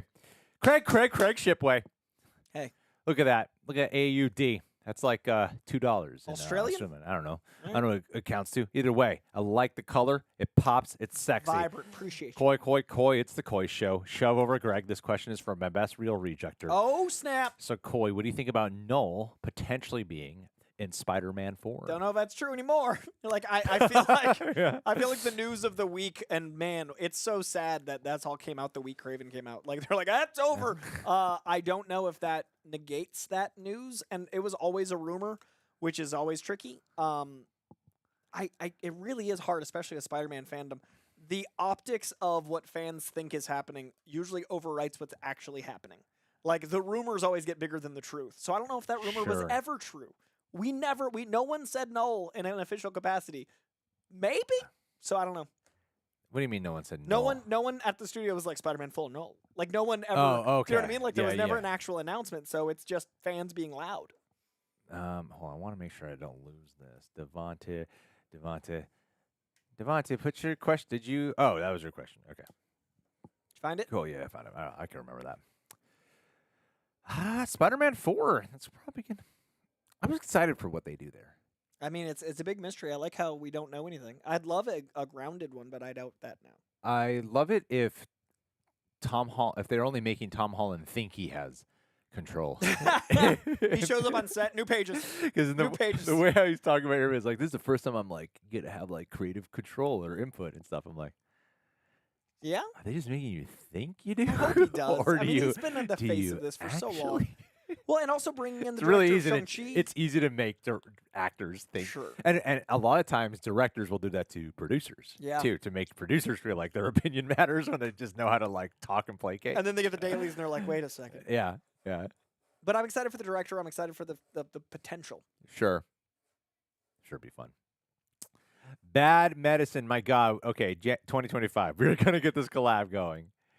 2025, Bad Medicine. Bad medicine. They better give Big Mike full control. Congrats on the new gig, Coy. Thank you. Bad Medicine are like, let me try to get a photo of these guys. I'll pull it up on screen. I want Mike Flanagan to be able to make what he wants to make, and I think that's how I think that's how it's going to happen. Like, I'm really excited for the creators that are being brought in. Bad Medicine are like buff dudes. Oh, that's a big- cool like set big- and everything. Big buff guys who react. I respect that. They're like, They got a little cool banner right they're, there. they're like broy bros. Respect. But they're really cool and they're also sensitive. I mean, damn, look at this. Look at him posing with That is Mario a- Lopez. Jesus look at Christ, that. you make Look at that. Mario look small. I know Mario's a little Good bitch compared job, to you. Bad Medicine. Yeah, they're like the real deal. That's why I've been shitty with my time to collab because I'm so intimidated by you guys. Well, I 'cause- thought we were the reactors with muscles. no, we but got to not, work out not way till we more saw before Bad we collab. Medicine. No, I can't be on screen. Well, with this clearly, person. Bad Medicine is on steroids. Well, clearly, there's That's no way to what actually. the Bad Medicine is. Oh, Yeah. it's right there in the name. So you can cheat your way to success all Yeah, you Bad want, and it Medicine. might get you the look, but you need to reconsider your decisions. Come on now. Anyway, Yeah. that's enough for that.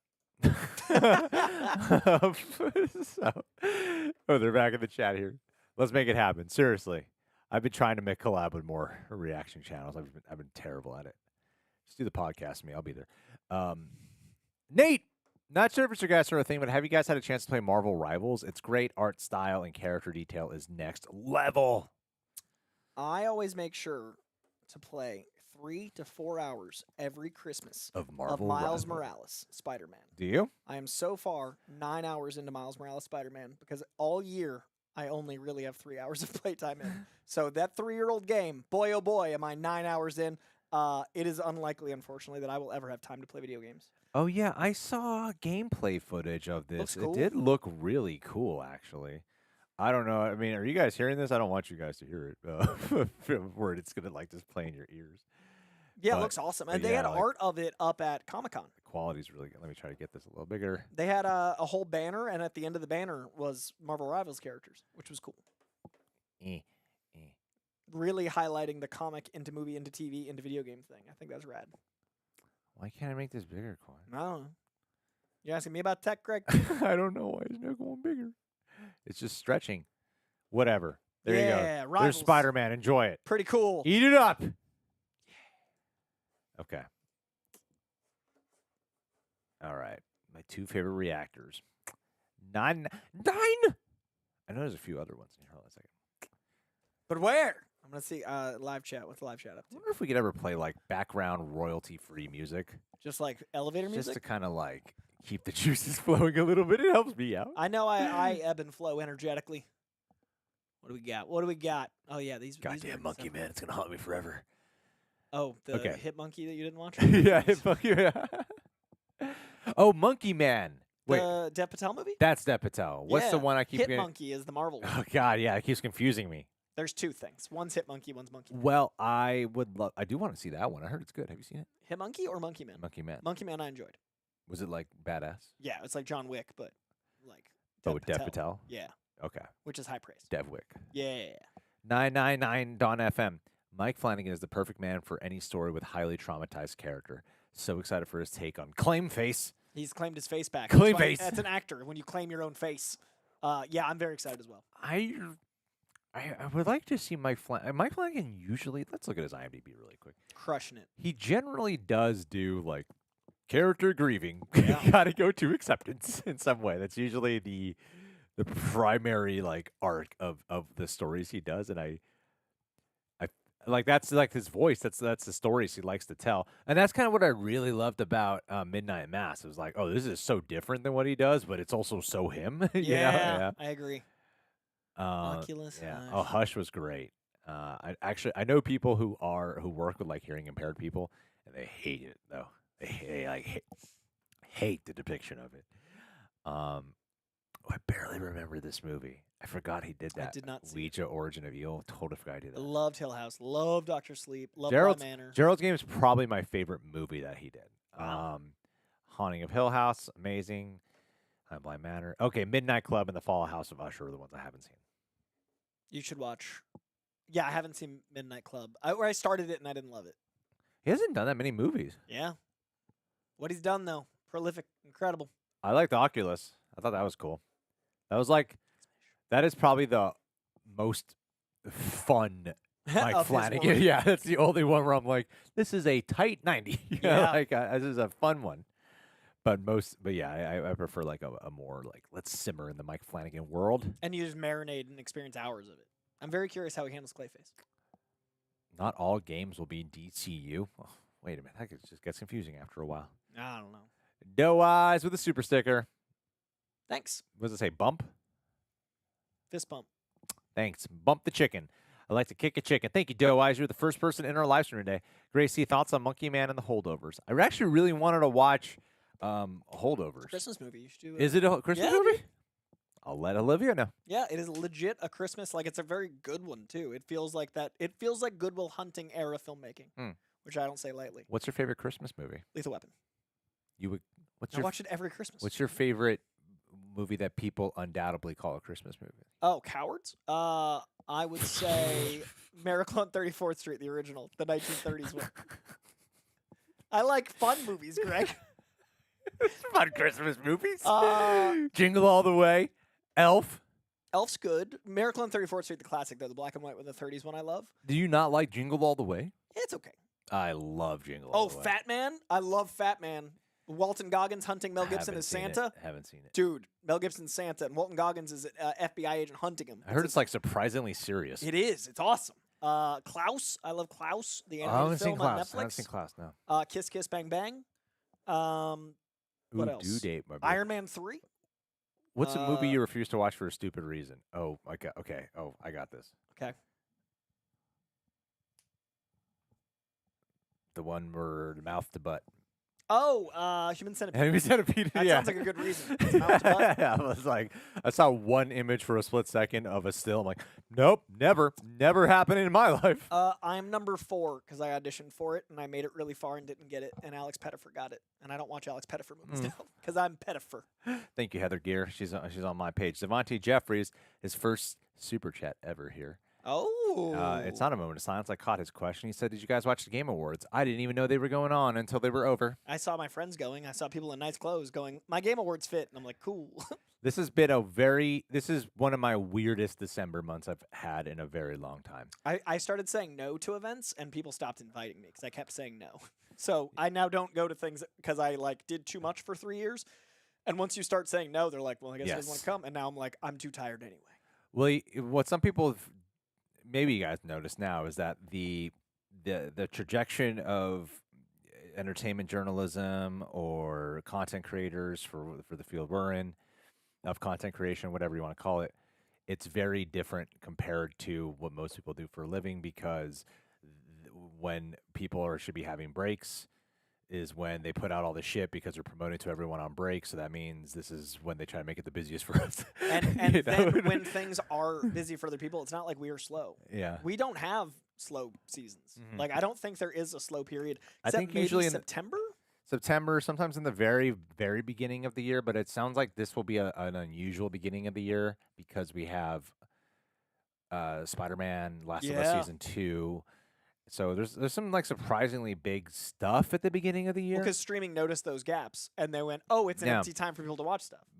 But yes, like for example, Squid Game Season 2 is a big one of, man, I really want to cover the show. January ads are way better AdSense-wise. January? I mean, December ads Oh. are way better AdSense wise than like if for you guys who don't know, that's kind of like why I want to do the podcast too, because I feel like I was just like going to shit like this. It's very common for people who make their living off of YouTube to freak out during January. Mr. Sunday Movie is my favorite YouTuber. He says like he doesn't really upload anything on January because the ads are just shit. That bad? They're terrible. They are really, Wow. really bad. Gotta I slow remember the first time we broke like our highest watch time on a video was a reaction I did with Roxy, and the comments were through the roof. I'm like, oh my god, the fucking engagement is crazy, and I was like, barely made it. Oh, Yeah. And I no. was like, if only I uploaded this 2 weeks earlier. Like all that work because you So could- I'll rest. I won't stress about So- January. So that's why it's like, oh man, I don't want to put up Squid Game in January, and you guys it's so fucking boring. If you guys don't edit it either, what's hard about it? You guys don't edit either. Oh, that's just so not true. How off-putting of a question that is. I don't know what tone you were looking for here, but It didn't come across. I'll tell you, man. We put beyond the filming part. I mean, especially on my end, there's a lot of the actual video production I'm doing myself as well.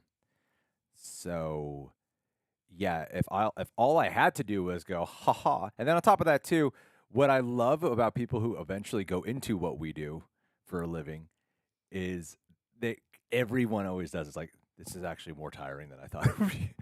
I'm so tired all the time. Yeah, because like there's an expenditure of mental and Your mental and calories energy. are more than your physical calories, and you're Yeah. constantly thinking and you're constantly outputting energy, and you're Yeah. also like, you're aware that everything you say is going to be clipped out and used against you.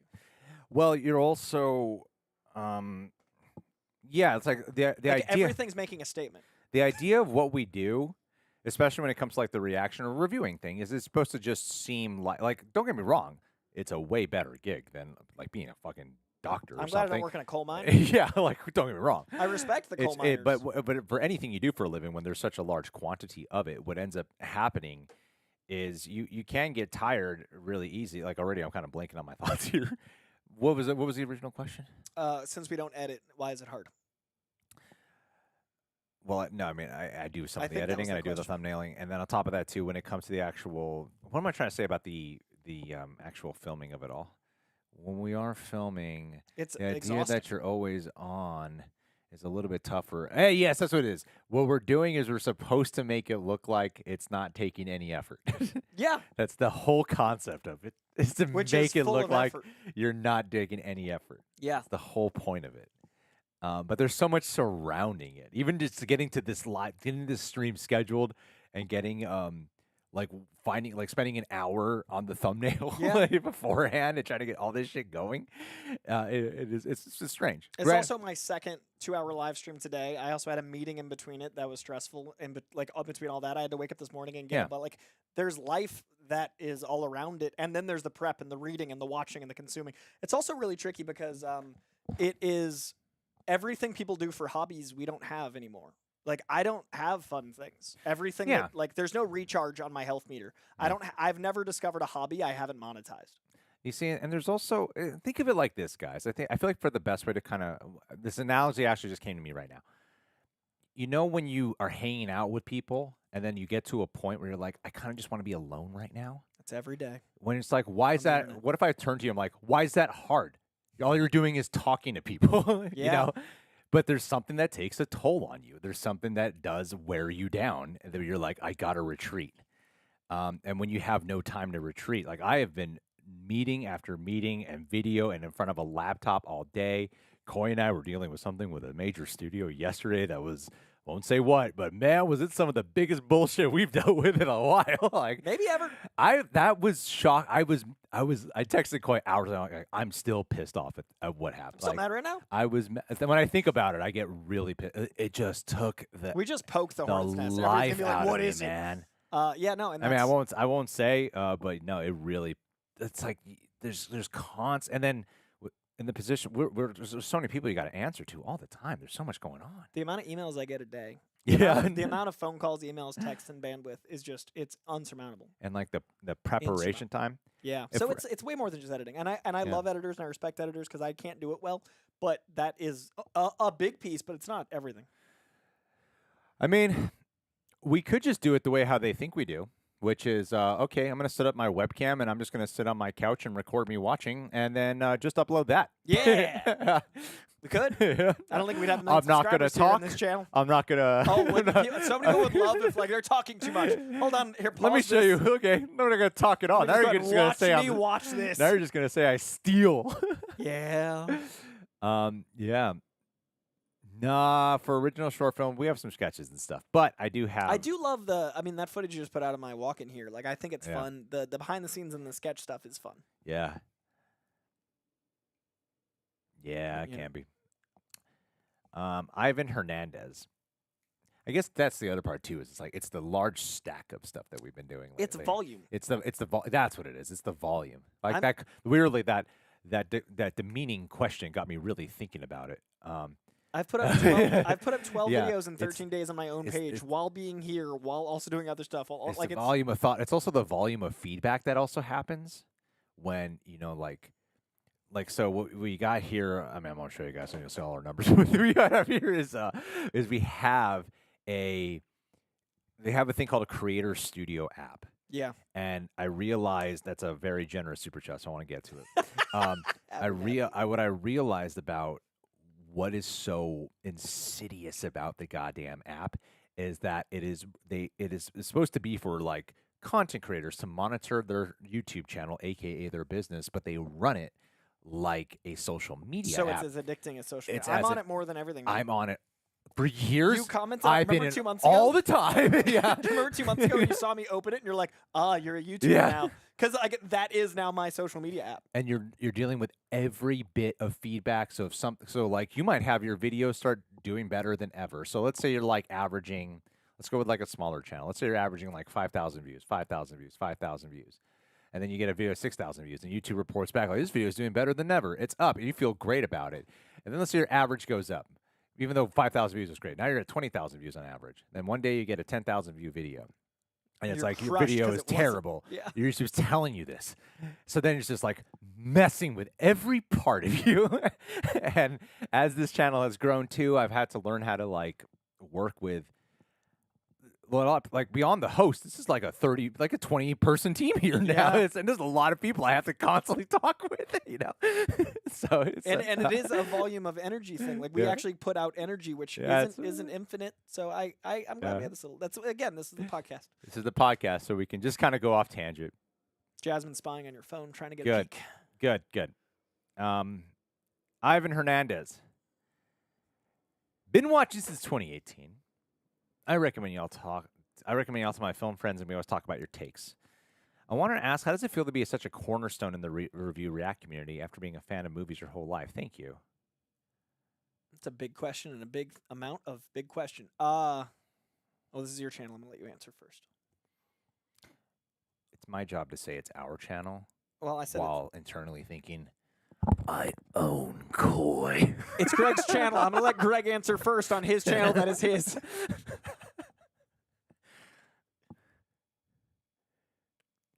One time I went to, when I was in Switzerland, there's this guy who's like huge. Like I went to Switzerland for Zurich. If someone bet me $1 million, how am I sentence after it's Greg's channel? Let me answer this. I was in Switzerland. Okay, look, I went to when I went to Switzerland for the Zurich Film Festival. It's like easily the biggest thing I'd ever been flown out for ever. This was years and years ago, right? I remember hanging out with this guy. I won't say who it is. In fact, I forgot his name. Even though I hung out with him when he was in California, I remember even hanging out. I hung out with him. I remember driving him for like 2 hours to his fucking Airbnb spot. Yeah, like, goddamn. But anyway, handsome gentleman, extremely handsome guy. He's one of those. He's like really tall, really fit. Son of a bitch. Literally, like the whole story with what was going on with this dude at the time. Fuck it, I'll say it. Was he had this like beautiful girlfriend. He thought she cheated on him. Didn't. Immediately sleeps with a woman like within an hour in Switzerland. Like this dude. And then he was in California for a week. He was like sleeping with women left and right, just like him. It's like one of those guys. You're just like, I hate guys like you because I was like, I was excited by just comes to you like nothing, Also, like the lack of integrity. But anyway, this dude. He used to have a different YouTube channel. He's very successful in what he does now. Every once in a while, I see his videos. I just remember his name. But when in Switzerland, suddenly he shows up at one of our events with like 40 people who follow his channel in Switzerland. There's a gang of people just kind of following him around. Cool. And then he went. I was like, "Oh, so you guys are all subscribers of him?" And he's like, "They're not my subscribers. They're my friends." I was like, I get what you're going for. I have creator friends. It's okay to say and when they say that, it makes me very uncomfortable. Like you have to. Sometimes you do have to. Like that doesn't mean you treat them like they're less than you. That doesn't mean you. But the word look friend is down very on strong. them. Should be anyway. At the same time, it's like, and sometimes you can be. I would gladly say, like, yeah, you're a friend. You're a friend, absolutely. But it's okay to also acknowledge the original intention of what led you to this. Have you seen that Denzel gathering Washington right now? clip? Of which one? Denzel Washington with Pedro Pascal on the Gladiator 2 red carpet, where he's like, "Oh yeah, he's blah blah blah. He's a good friend," and he's like, "Actually, we're not really friends." And Pedro's like, "Excuse me," and he's like, "No, we just don't know each other. Come around the house sometime." Yeah. And I love that Yeah, moment exactly. because Denzel's like, Exactly. "This word has meaning." Yeah. And 40 people that follow you is not that meaning.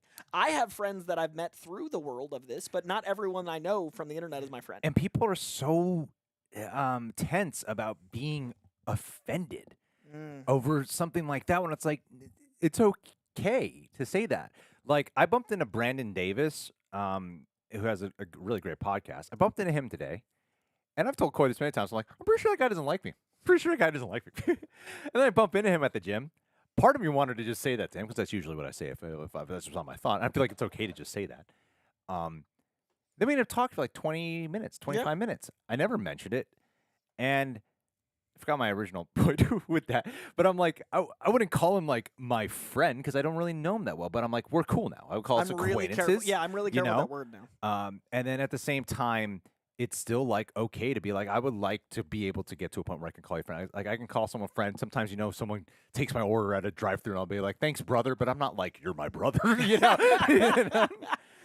But anyway, my point with that is for some reason the train of thought. He went to Switzerland mentally, physically. So sorry. So with the thought of that, when it comes to that, it's a really fascinating time in the reaction community specifically, because when Real Rejects first got into reactions after a couple of years doing this, there was not as many people doing reactions. There was a small handful who became like really popular, part of the core four at the time. There was like core four and this guy named Jinx who still does something, right? And then now there's like reaction channels for all kinds that are huge. There's like the different kind of reaction channels, like My Name is Dylan, who's bigger than us, and they're the ones that are like when they put it in a circle and then they like stop and pause to talk about the video or something like that when it's their first time watching. So that kind of like when we talk too much with the commentary, that's okay on theirs because they pause it because of how they handle it. Sure. We just let it play. Right? Yeah, we just let it play. Key plot points. Yeah, so the mystery stays mysterious. Because I try to keep it kind of the same, right? And now also too, like when I used to my approach with this before, because I grew up on like Conan O'Brien and shit, I used to just always go for like comedy and try to make it funny.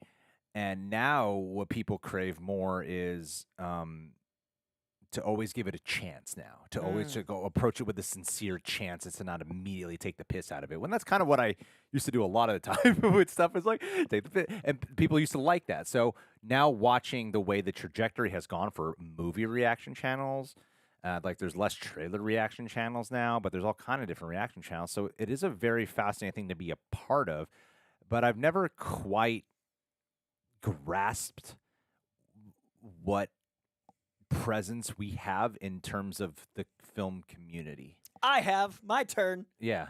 I will say, I don't know if I've ever told Greg this. I did not like the concept of reacting until I started doing stuff here, because interesting. I saw it as commodifying art in a bad way. I think that what reacting is the way we do it here is actually having long-form conversations about the art because of what we do after the movie, and the context of reacting to it gives you sharing that moment through the movie or show a context to have the conversation together. And I think that's more interesting than watching me and Greg watching a movie together and then talking about it after is going to be way less interesting to you than you sharing in this part and then getting our part. And that's what I didn't understand, because to me, YouTube was how do I say this?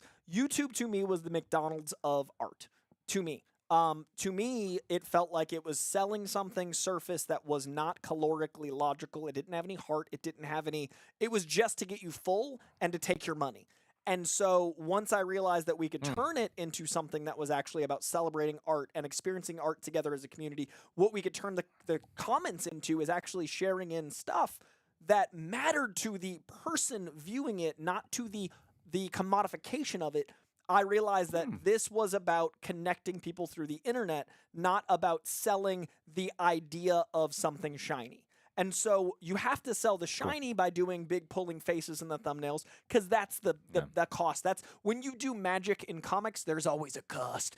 And to me, the cost of doing what we get to do is dumb faces and thumbnails. I've accepted that to a point, and I've accepted that there is always going to be some sort of judgment. But to interject at the same time, those faces are always pulled. Oh no, from the moment, from the video. But the optics of one flash frame of a moment versus like how it looks, because it's the biggest moment of your experience. Like if I trip and fall outside, I'm gonna make a dumb face. But me walking around all day, my face probably isn't. But in the moment, it is, and that's what the pulls for the thumbnail are. And I get that that's how you sell it. I understand that. But when I wasn't a reactor, I only saw it as pulling faces and trying to sell yourself. And so what being here has taught me is this is about community in art and how it infects us emotionally. And that's why I'm excited to do the podcast, is because we're going to get to dive into all of that without having to do timely stuff. It's not going to be breaking news. It's not going to be, react to this. It's going to be discussing the art and what it means to us. And as far as impact, with the news as the guideline. Yeah, the news is there. It's the way to weave it in out. Yeah, the news is there, but it's not going to be like, we have to rush to the studio every day. And then impact-wise, I have been doing this for 10 years now. I started talking about Marvel with Winter Soldier. I started talking about DC by guesting on DC Movie News back in the day. I go out, and more than anything I've ever done, more than hosting Hall H, more than popping around at every con in the world, I get reject. And I get like, oh my God, like it is so cool that the thing that I love about this is people will talk about our opinions, not about the surface stuff. That's fair. And I love our impact on opinions. Yeah, I appreciate that. That's really true. And I think when it comes to fandom, the easiest way to have connected was via the trailer reactions. Yeah. Because that's when you're participating in the anticipation with audiences. So I do feel like trailer reactions, as much as they're paying, like if you look at all of our copyright claims, they're mainly in the trailers.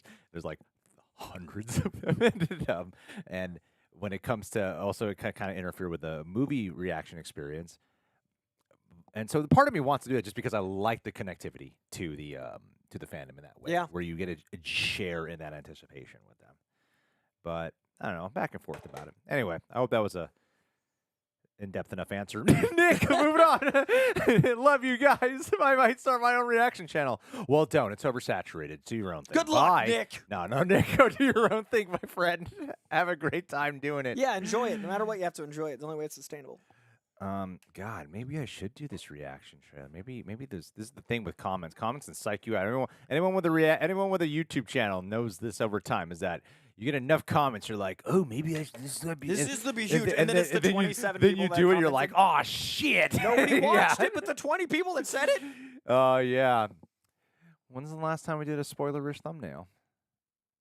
I guess that Venom one was a little spoilerish. But I thought that was like on Fortnite. That was like it's on the image on Fortnite. I mean, I guess sometimes like shows, but we wait a day. I don't know. We did show the final death of Penguin. And, yeah, put that in the thumbnail first, and we got all that backlash. I was like, maybe that was not a good idea. I'm just kidding. I didn't do that. I was gonna say I saw that thumbnail. I didn't think it was yeah. Okay. Yeah. Hold on. Let me hit up John Humphrey. What's he doing? 1 second. I'm gonna talk to the live chat. Love you too. Please talk to them. 7TGF. Spidey Sensei, we're about to get to your super chat. Also, hello. Greg, are you related to Jessica Alba? I don't think he is. I would have heard by now. Barbie, first 40 minutes were good. The second half was terrible. Totally disagree. You're back. 999.fm. All right, last few here.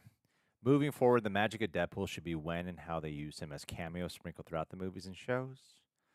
making sure he's not stale and keeping him as the Merc with the mouth. I agree. Cameos and like pop-ins will be fun and could be rad, and it won't get stale that way. I guess my question is will he just show up to be funny? Or And we won't because get the heart. part of the magic of Deadpool is you get that random part. I feel like if he's like a supporting player, that's what they'll probably do. Is like he's just funny, and then towards the end he says some like inspiring shit. Yeah, You know? I hope it's not just Yeah. comedy because I do like the brokenness of Deadpool, but we'll see. Aisha Kenya, Streamlabs. There's Streamlabs here, is there? I thought people forget about these. No, Not we got me. some. We got to look at them. We got Dan V900 killing it with them fives, baby. Let's read them really quick. All right, we got 2 from Dan V900. We have heard about Barbie too. I can't wait for Coy to do all his Easter eggs since he knows all the Barbie films. Yeah, Barbie lore for days. Barbie's got so much Barbie lore. Always like, shut up, man. I'm always like, man, let me tell you the Barbie I don't want to history. hear about Barbie anymore. I'm out here reading Like, Barbie in these streets. leave me alone. I'm so fucking tired of hearing about Barbie. Here we are. I just wanted that comment back. What no one has talked about is that Lord & Miller signed a 5-year, 9-figure deal with Sony in 2019 to develop live-action animated series, including Spider-Verse characters. They only did the After Party Noir started filming this year. That is a disaster. I love Lord & Miller's work, but it's weird they didn't deliver on that deal. Silk has been in development and canceled twice. Then the animated female Spider-Verse film announced 2018 that went nowhere, and the Spider-Woman film announced last year. Oh yeah, is that all in the can now? Now that The Sony stuff? I mean, Lord & Miller are geniuses, first off. Let's get that out of the way.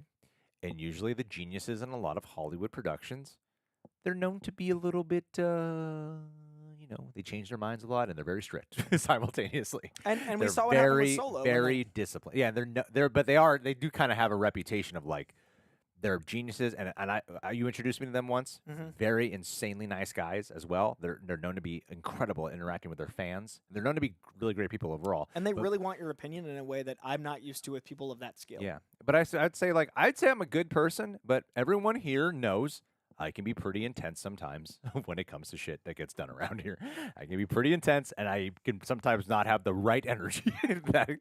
I shot the podcast for Coy and film. I was like, this is such a great thing. What did I say? I was like, that's what you want to do. You want to make it real tense in the room Everyone in before the you room film. was so tense Yeah, right before- because I said some shit. I was like, because I Have you get announced it. that yet? I that get we it. did a thing? I just shot with Ryan Aries, so I wanted to, because he's like the other big geek on the internet. So, Okay. so I thought it'd be cool to have you guys like one review, then the next one. But yeah, I'm just we're good. saying we did. He's a on thing my and it's- next Diary of a Real Reject, yes. So yeah. But right before, like But- the moment so- before we started filming, Greg like had to say a thing, and it was like super CEO mode. Then he was like, Yeah. "Oh, good, let's go into this with this energy." Believe me, people here are willing to call me out on my behavior, and I have to apologize. I'm good at I am okay with apologizing. I'm not really like, this is my channel, shut the fuck up. I'm very quick to cooperate. I also And- know people that work at Lord & Miller, and they've only told me good things. Exactly. So, but Lord & Miller also, they can be very, like, they want to make sure they're getting it right. That's why you get good properties. So, for all we know, a lot of these projects might have fallen through, or maybe they just haven't happened yet. But I don't really know Lord & Miller to be the deadline guys. I don't know them to be this, like, you give them a deadline and they'll hit it. I feel like they're going to make it happen, but they're going to take their sweet time. Series of shameless name drops out of context, or in context. I'm going to keep the names out of it. Anya does not like celebrity as a concept. She doesn't like people that are celebrities generally because she doesn't like the extra attention. She doesn't like to deal with it. So I have some friends that she like just opts to not hang out with. Like when we go out, she's like, "Who's there?" "Nah, I'm good." Like she just doesn't like that kind of vibe. What's really funny is Chris and Phil were the opposite to the point where she loved talking to them so much that like if they're at a thing, she'll be like, "Oh yeah, I'll go." Like Yeah. they're really warm and kind and pleasant, but they are geniuses that have to get stuff done. So I could see how depending on your personality, it could get And- rubbed the wrong way, and and I could see Suits exactly. not liking them. Especially, and depending on perspective of how you are receiving the moment, Yes. of how it can be interpreted the wrong way. Like, it's really hard when you're dealing with, like, I can't imagine the amount of people they have to guide and lead.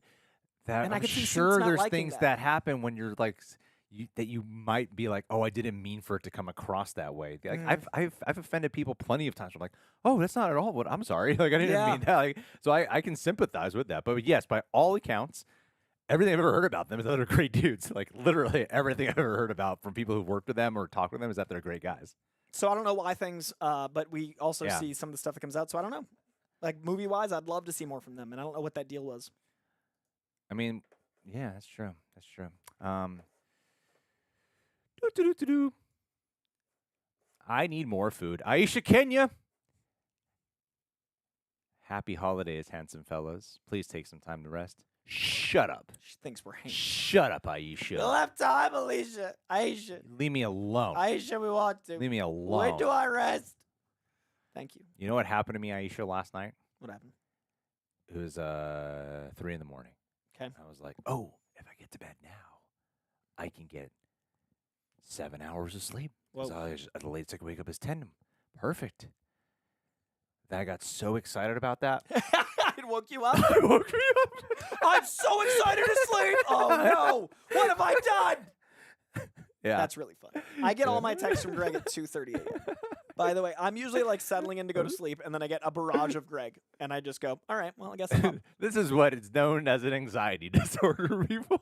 And then So do you I get have to get shit up at like that 7. happen? So I get up at 7 after going to bed for 4 hours, and I make 20 videos. Thank you. Damn, took them 10 months to that first episode of Arcane. If only Koi appreciated that. And Aisha, no, seriously, thank you. I appreciate you. You're always here. You're always sweet. And I heard people were dicks to you a while ago because of something that people said here in the live Really? stream. I'll fight him. I won't reignite it right now. I'll here. fight him right now. DC Kogami, apparently Dynamic Duo is releasing June 30th, 2028. Oh my God, that's so far from now. Hope I'm alive. That might be when the Batman Part 2 comes out. That seems like such a bold rumor to just be like, that's date. Like, it's so far away. I don't know. Maybe it's true. I think Josh Brolin would be a good Batman. I agree.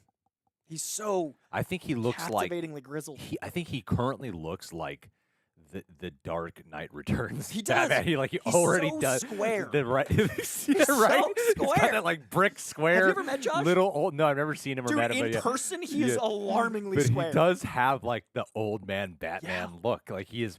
When people said about Clint Eastwood, I'm like, oh no. When people used to say that for Batman, I'm like, I don't think so. This No, is not. dude. But Josh Brolin, he looks like the Dark Knight Returns He Batman. looks like a now. Minecraft character. He's square. Yeah, he's and got. he just like, and he's Yeah. yoked, and he's old, and he's grizzled, and his voice is awesome. Yeah. He also like reads like someone that you don't mess with, like no matter what circumstance. And you I know love he Josh would Brolin. deliver those lines perfectly too. 100%. Yeah, he would absolutely deliver those lines perfectly. I love Bat Brolin. Josh Brolin does look. He was like, rumored for a Batman for a while. and I think he'd be perfect. I think the Jake Gyllenhaal era, him and Jake were like a final contender Let's for it. type in Josh Brolin, Joe Rogan. He just did it. It was like this week. Yeah, yeah. Look at that. I mean, come That's on, this Bruce guy. Wayne. He looks like the old. He does. Like, look at this shit. That's Look Bruce at this Wayne. photo over here of him.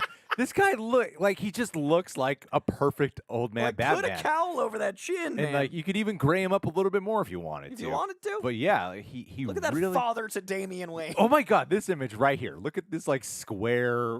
Like, at that. Oh, let me It's try Batman. to lower this image a little bit so people can see. Da-na-na-na-na-na, Batman, bro. Like he does. I Like, want it. Come on. I want it real bad. Oh, he's fantastic. Also, he's a crazy person. I love that man. Joe His Rogan. writing is incredible. His book, Yeah. Josh Brolin's new book. I've only read the first 2 chapters. It's amazing. He is such a articulate Cormac McCarthy meets Hunter S. Thompson ass American writer. He would be a perfect Batman. Yes. Okay, I think you wrote our last one. Yeah, you were. Thanks, buddy. There. And then let's check the super chats to ensure they're the final. Then we'll close out. A solid, calm, short So calm. stream. At a random 2 o'clock in the afternoon. Maybe if the Superman trailer comes out, we could hop on an instant live stream. Those are always crazy. Oh, dude, I love those. just madness. I think one of my favorite live streams we've ever done was the Deadpool and Wolverine, Wolverine Oh, suit in that announcement? with the suit. Oh, announcement. I yeah. was like, you gotta come over now. Okay, I'll be right there. Give me 11 minutes. And it's just like suddenly there were like thousands of people It here. was so much fun. That was a really fun one, and not just because of how many people were there, it's just like the spontaneity And the of energy of it. We were all And, yeah. celebrating a thing. I love Yeah. celebratory Yeah, like lives. absolutely, that was a fun one. Thank you, Smithies. Okay, cool. I just read your comment, Kareem. I'm curious, Greg. Richie Brash says, do you have any tips for someone coming into the reaction genre? I'm a video editor, and the thoughts of dancing around, cop around sounds exhausting. You're telling me. God. Squabble up. Fudge. I mean, let me just show you what we've been dealing with. The highly anticipated Scary Movie 5. Everyone is ready. See this? Copyright. This is block. Block. Block. Block. Block. Like, those are Some of them I deleted because sometimes if you delete them, it doesn't trigger the YouTube people as much. So Wow. yeah, there was like 6 blocks, and I was like, oh my god. Yeah, no, it is. Well, I don't know what the tips I would give you is that they're kind of inevitable, and sometimes you just gotta take the hit, which sucks. You ever Especially try to when do you're. music? I don't ever want to do that because of the copyright. Okay, because I was gonna try to cover my like favorite albums, and I was like, should I use any music? I've thought about producing one for you and John before. We talk Since- music a since lot. since you and John's big. I think John's main love is music. I think it's funny when yeah. Greg's like, "You've been talking about Kendrick for 35 minutes." Yeah, And you're yeah. like, this is a movie podcast. Like Greg, the only time I've seen Greg be like giving notes on a live was like, "Why? Why are we still talking about Kendrick?" And I'm like, "This is exciting." One time. Yeah, no, I think that would be fun. Maybe if John can handle it. Richie Brash, I'm curious, Greg. Okay, so I don't know. I mean, I don't think you want to like obsess. Okay, you're a video editor. Well, generally, the rule of thumb. This is what I find so funny. I get it if we happen to miss a line. Well, we usually catch like 99% of them, all right? But when people are like, you just keep talking throughout the whole movie. You're talking over the whole movie. I'm like, the runtime of this movie is 2.5 Far hours. The reaction is 40 minutes. Perhaps you're so wrong. did we talk over the whole movie?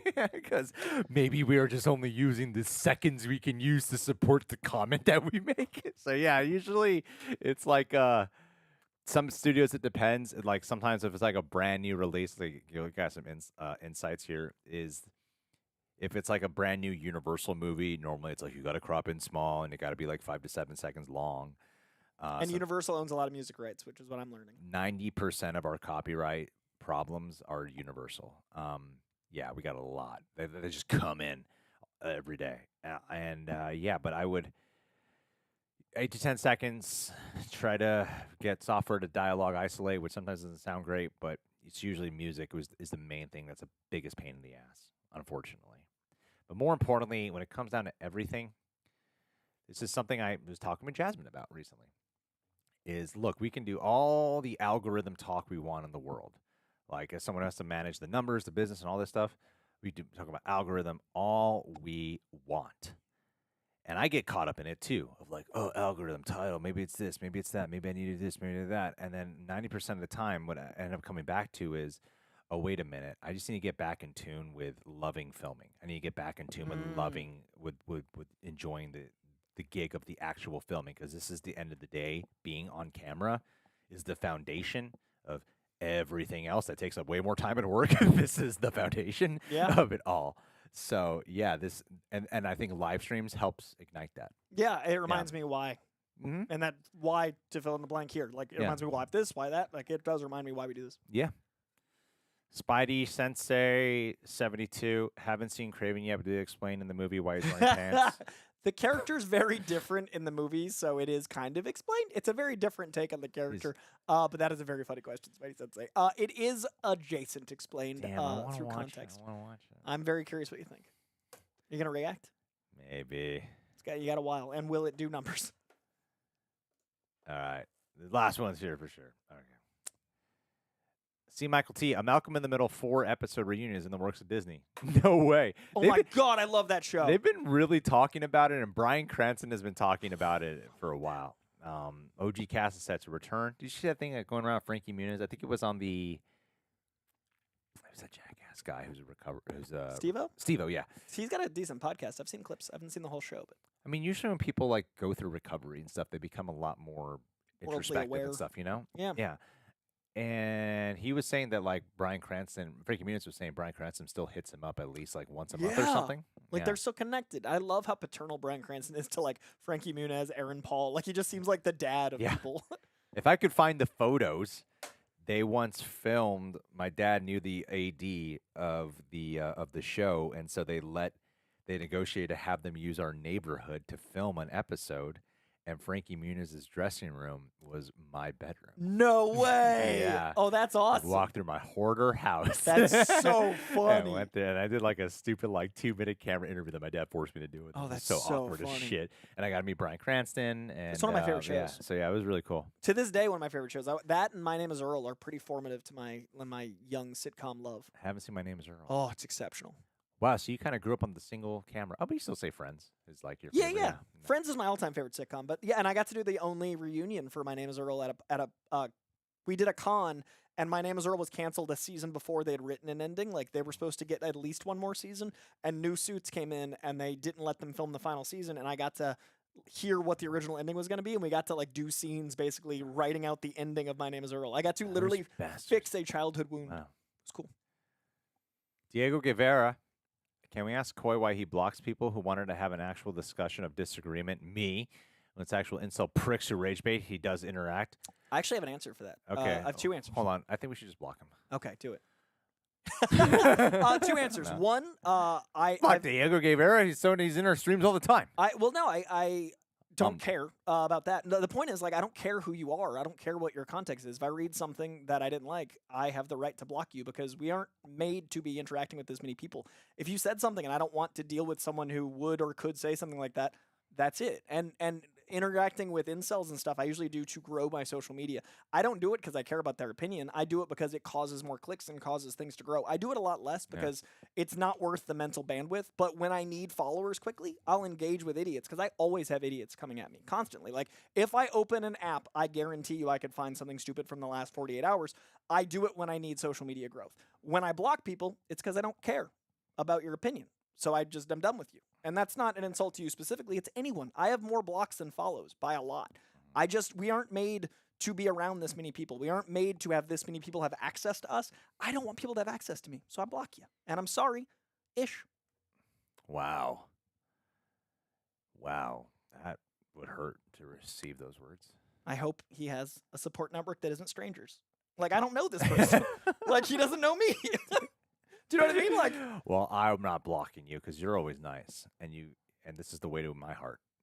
Money. A super chat. and I hope whatever you said was worth the block. Well, you know who I'm blocked by? Who? Did I tell you? Who? Tyrone Magnus. No way. Yeah, it was weird as I sent him a text before I knew this. I was like, "Hey man, it's been a while. I just want to say it's been over a year. I just want to see how you're doing." And then I hadn't heard from him. Yeah. And then I was like, I wonder what he's up to. So I went to his social media. I'm like, what? Real Rejects is blocked. I was like, did he block me? Then I went to my personal Instagram. Twitter. He blocked me on both. I'm like, wow.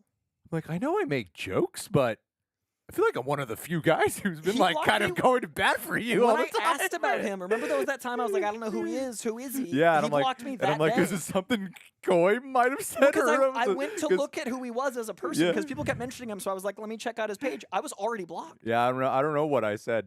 I don't know. I kind of wish if you're going to block. I've had many falling outs in my life. I don't like them. I hate them, honestly. I really do. But I'd always rather a conversation. See, I don't have time to engage with people that just say something. If you walk up to me in public and said something that was like something I'd block you for, I'd hit you. And online, I block. Do you know what I mean, though? If you're going to say something that callous behind the cowardice of the internet, I'm going to block you. Do you know what I mean? People don't say this stuff in person because they'll get hit. So my way of getting rid of them is to block them. Yeah. It's literally, we just invented the internet 20 years ago. We have not evolved. Our gray matter is not ready for the sheer volume of people we're supposed to be around. Oh, dude, it is so it's not healthy. It is very unnatural. There's the 100 monkeys theory. There's all these concepts of the bandwidth. We can even remember names. We aren't meant to be exposed to 1.3 million people right now. I'm going to block you, and I'm not going to deal with that. I think that's healthy. So I don't feel bad. Yeah, it's tough. Especially because you really step out and think about the reality of the numbers. When I think about the overhead here, I prefer not to think about the overhead. But as someone who grew up, who lost their home when it had got foreclosed to the bankruptcy, when I think about the financial cost of what it takes to run this channel with everyone, I'm like, oh, I don't think about it too much. Yeah, it's overwhelming. Yeah, it's crazy. I'm gonna freak out. Just keep moving. That's keep moving. what I mean. I block and keep moving. What's my favorite person to block me is what's his name? The Larry the Cable Guy. So sometimes when we're not making When somebody's failing on a show, I'm like, I'm sorry, but I'm not going to tell you how much. He goes, but man, is it more than you imagine? Yeah. Larry the Cable Guy blocked me. That's my favorite block. Yeah. Because a conversation was had under one of my posts that I didn't even engage with, and he blocked everyone in it. And I was like, oh, Larry the Cable Guy. I lost the tow truck from Cars. But I don't remember what anyone says when I block them because that's how I removed the equation. So I've blocked, I've got probably like 800, 900 people blocked. Gosh, yeah. So I'm sorry if you're a fan of Rejects. I just don't really know or care how to help. Diego, you know who's not going to block you, John. John will. Sweetheart. John will probably internalize what you say, and it'll fester, and it'll fester, and really he'll be like, you know, I probably did do something. Yeah, John will blame himself. John, we love you. John will blame himself. I hope you're watching. I hope you're watching, but you know that's what you would do. Yeah. And if you heard this, John, you'd be like, that's fair. I'm gonna internalize that. That's fair. You go, nah. I probably would. John is so good. Like, he would actually, he's a good person. John's a warm human being. Real struggle there, the goodness of John. I love The Secret Life of Walter Mitty. I haven't seen it since theaters, though, but I remember loving it. It's been however many years, but I really loved it at the time. Oh, dang. I was just literally on this page about to turn it off, and you got it in with your first super chat to shout out the great Tara Erickson. Ring the bell. I remember when she started doing that. I used to not know how to work with Tara. Everyone here has that problem the first time they work with Tara. How to navigate the Tara? Especially when she's leading a video. Oh, yeah. If she leads the video, people have a hard time figuring out, like, where did I get in? Because you're just, like, talking with Tara. She's like, yeah, And you're like, what? Did I say something wrong? I used to not know at all. Because then she goes into, like, her bits, and it took me forever to figure out how to work with her. Realizing her bits are bits took me a while. Yes. Realizing that it's like a thing she's doing, I was like, oh, this is like avant-garde comedy. Yeah. Oh my God, Raccoon Shampoo, haven't seen her name in forever. How gross it is. Well, we covered it all, and then we got up talking about life, and that's why our podcast is gonna be called Thrills and Chills. Thrills and Chills is so funny. That is a really good title. Thrills and Chills. That is a very good title. I really like, especially because like they will get more out of our podcast with that title. Like, they'll understand the context. It's a perfect title, though, guys. Yeah, and there's like there's this YouTube channel that constantly clips this out and calls like Shills Real Regions and this stuff, and that's like what their whole thing is. And I'm always like, how sad. That's like there's some grizzle dude that like there's another channel like that too. It's like, yeah, what a weird thing, because like you actually need us to make content. I always I always share the ironic part. Like, you actually need us to do that because that's what's doing well for you. So this, like, what if we stop being that? What the fuck would you do? My favorite thing is watching their numbers and how bad they are until I share their videos and watching it skyrocket, because I know I'm like causing them money. Like, I like sharing the clip out videos because like editing takes so long. That means these people see my face more than I do. Editing. So like I love the haters, man. But I love being able to block them too. I would like to figure this out where it can be like us on frame primarily. Thank you, 7 TGF. Also, great name. Did you hear about the 30th anniversary of 7 getting re-released to remaster in 4K in theaters in January? Is it going to IMAX? I'm very excited. Yeah, boy. Love 7. Oh my God. It's gonna be so big. What's in the box? It's gonna be so big. I was too young to see it in theaters, so it's my first theater. It's gonna be so big. There we go. And then I've been this red this whole time. It just looks that way on our OBS. Okay, because my eyes are very vibrant. There's a bit of Katie Sackhoff 5 to Terra. 100%. Anyway, guys. All right, we're gonna get here for here's what I'm gonna do. What are you gonna do? So everyone knows, we're gonna speed round the end of this stream. What are we doing? What should I set the timer to, Coy? Once it goes off, we have to end. How many? What do you have a goal? I'm asking 3, you 5? Anywhere from 1 to 3 minutes. What do you want? Let's do 3. I like 3 is a fun number. Are we doing as many of these as we can in 3 minutes? Yeah. So I'm gonna set the timer in 3, 2, 1. 3 minutes. Eddie, next is Strange Darlings. Amazing. I'm so glad you enjoyed it. The director of that movie said I was the first person to have the assessment of the ending that they wanted to make, and I was the most flattered I've been on Twitter in a very long time. I gotta say, Just Lobo's in the chat is saying that rumor of Sergeant Rock movie. What's funny is Coy brought it up because we had the privilege of watching it in advance, and then Coy messaged me. I was like, bro, Sergeant Rock. I gave him so much crap for the video. I'm like, who cares about Sergeant Rock? I'm like, I do. And then he sends me a text like 2 days later. He's like, look what just got announced. I was so proud of that. I was like, oh, who cares about Sergeant Rock? Yeah, who does? America. Yeah. Boston to another. You're a wicked cool guy. Thank you, C. Michael T. I Love miss you Boston too, very much. Charlie. Let's see here. Breakdown New Rockstars just ended their stream. Well, you should have been here instead, Should've been Spidey here Sensei. way better. Should have been Way here better. instead. Honest thoughts on Creature Commandos right now? It's great, and it's only going to get better. We've seen more than a lot of other people, fortunately, because we're very privileged that way. So yeah, it's just going to get better. I believe our favorite episode is next week. Yes. Yeah? Today is what day is today? I don't Friday? think it peaks, but it's the next week. Yeah. It's James one Gunn has of- said okay. If it's the James Gunn has said the Weasel episode Yes, is the one it to is look out for, sensational. and I think that is the Weasel episode. It's so very good. Yeah, and that is a phenomenal episode. Nosferatu, I do think is the best horror movie of the year, one of the best movies of the year. I loved it quite a bit. A bluer suit in part 2? No. I don't think you should. I think blue and gray is going to go DC. DCU, absolutely, 1,000%. Stay gritty, Pattinson. That's the whole point. Way to go, Kenson. I greatly appreciate Coy that. boys. Much love, Kenson. How much do you weight? I don't know. I actually haven't been hitting my protein count the past couple days. I'm a little too heavy. I'm about 8 pounds heavier than I like to be at my fattest, and I'm about 12 pounds heavier than I like to be at my leanest. I am currently 182. I have really bad gut health. I actually went to go see someone. Oh, yeah, you said you were gonna do that. That is the thing. It's like, as we're talking about the health Your and gut everything. biome. It's like every part of me slimming down and thin, but my gut. I even saw someone for like an hour who was like working on my stomach. Like, oh Dude. yeah, I got bad gut. And it is like the specific vegetarian diet that I'm on. That's Do you been messing up. prebiotic, probiotic? What are you doing? Beyond that, it's like it really stood out to me when we talked about processed foods. And Yeah, I told you. I started looking up like what are like the healthier alternatives I could start getting Good. than what I'm taking, because it's like Because you couldn't pronounce anything you were I'm eating. hitting protein counts, I'm hitting it all, but I'm like, but what is in that's making this? Yeah, Because your so- body's like rendering like a bad computer. So dude. it's only been like a week, but Okay. but I'm feeling a little better. Okay. But it is hard to hit the protein count now that I'm trying to be healthier. That is the whole thing. I've lost 5 pounds. I'm trying to lose another 12. School of Rock. Oh yes, are we supposed to be doing the reaction to that? I cannot wait. Yeah, That's it's been you on and the I. schedule You and I forever. are doing the I reaction saw to that that. in theaters when I was like 12. Yeah, I don't think I've seen it. So and I love Linklater, one of my favorite directors. I have heard about the new night again, but thanks, Kenson. That's really sweet of you to say. Maybe a 28 years later reaction. We'll see. I need Aaron Taylor Johnson abs, guys. I'm sorry. I know I'm not fat. I just need to be for myself. All right, guys. Well, timer went off. Thank you to all who contributed to our super chats. Again, keep a lookout for our. And thank you to all who have just been here. Keep a look. Oh yeah, look at your holiday sweater. We should do that if we do a stream before the end of the year. We should do a holiday one, like holiday sweater vibes. Do you have a holiday sweater? We have a Rejects holiday sweater now. Oh, that's dope. I haven't seen it. What? What's wrong with you? I'm Oh my I'm God. wearing a reject shirt right now. We can't end the stream without showing If you could have one form of this. media to consume, what would it be? Probably comic books. Hold on. Coy's me. Have you seen the Maggie Starbucks one? Yes, I helped pick the colors. I helped Aaron. I consulted on it. Yeah. Sonic 3 is so good. I really, really had a blast. You haven't seen this Reject sweater?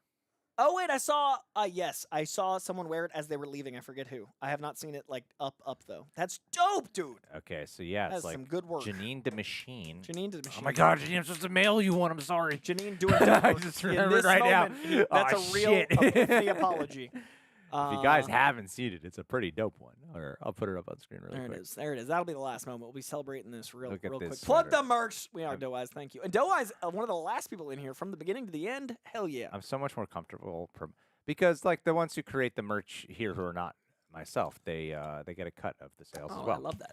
So Janine put her heart into this. Look at yeah, that. I think that's like a really creative Quality way to work. do it. I think Tara and Roxy's guidance on it is excellent. Of course, with Janine's actual artistic craftsmanship. So yeah, and yeah, if you are feeling on the fence about Creature Commandos, get to episode 4.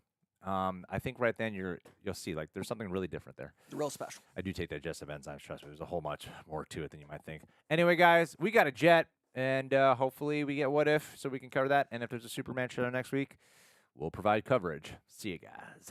Peace.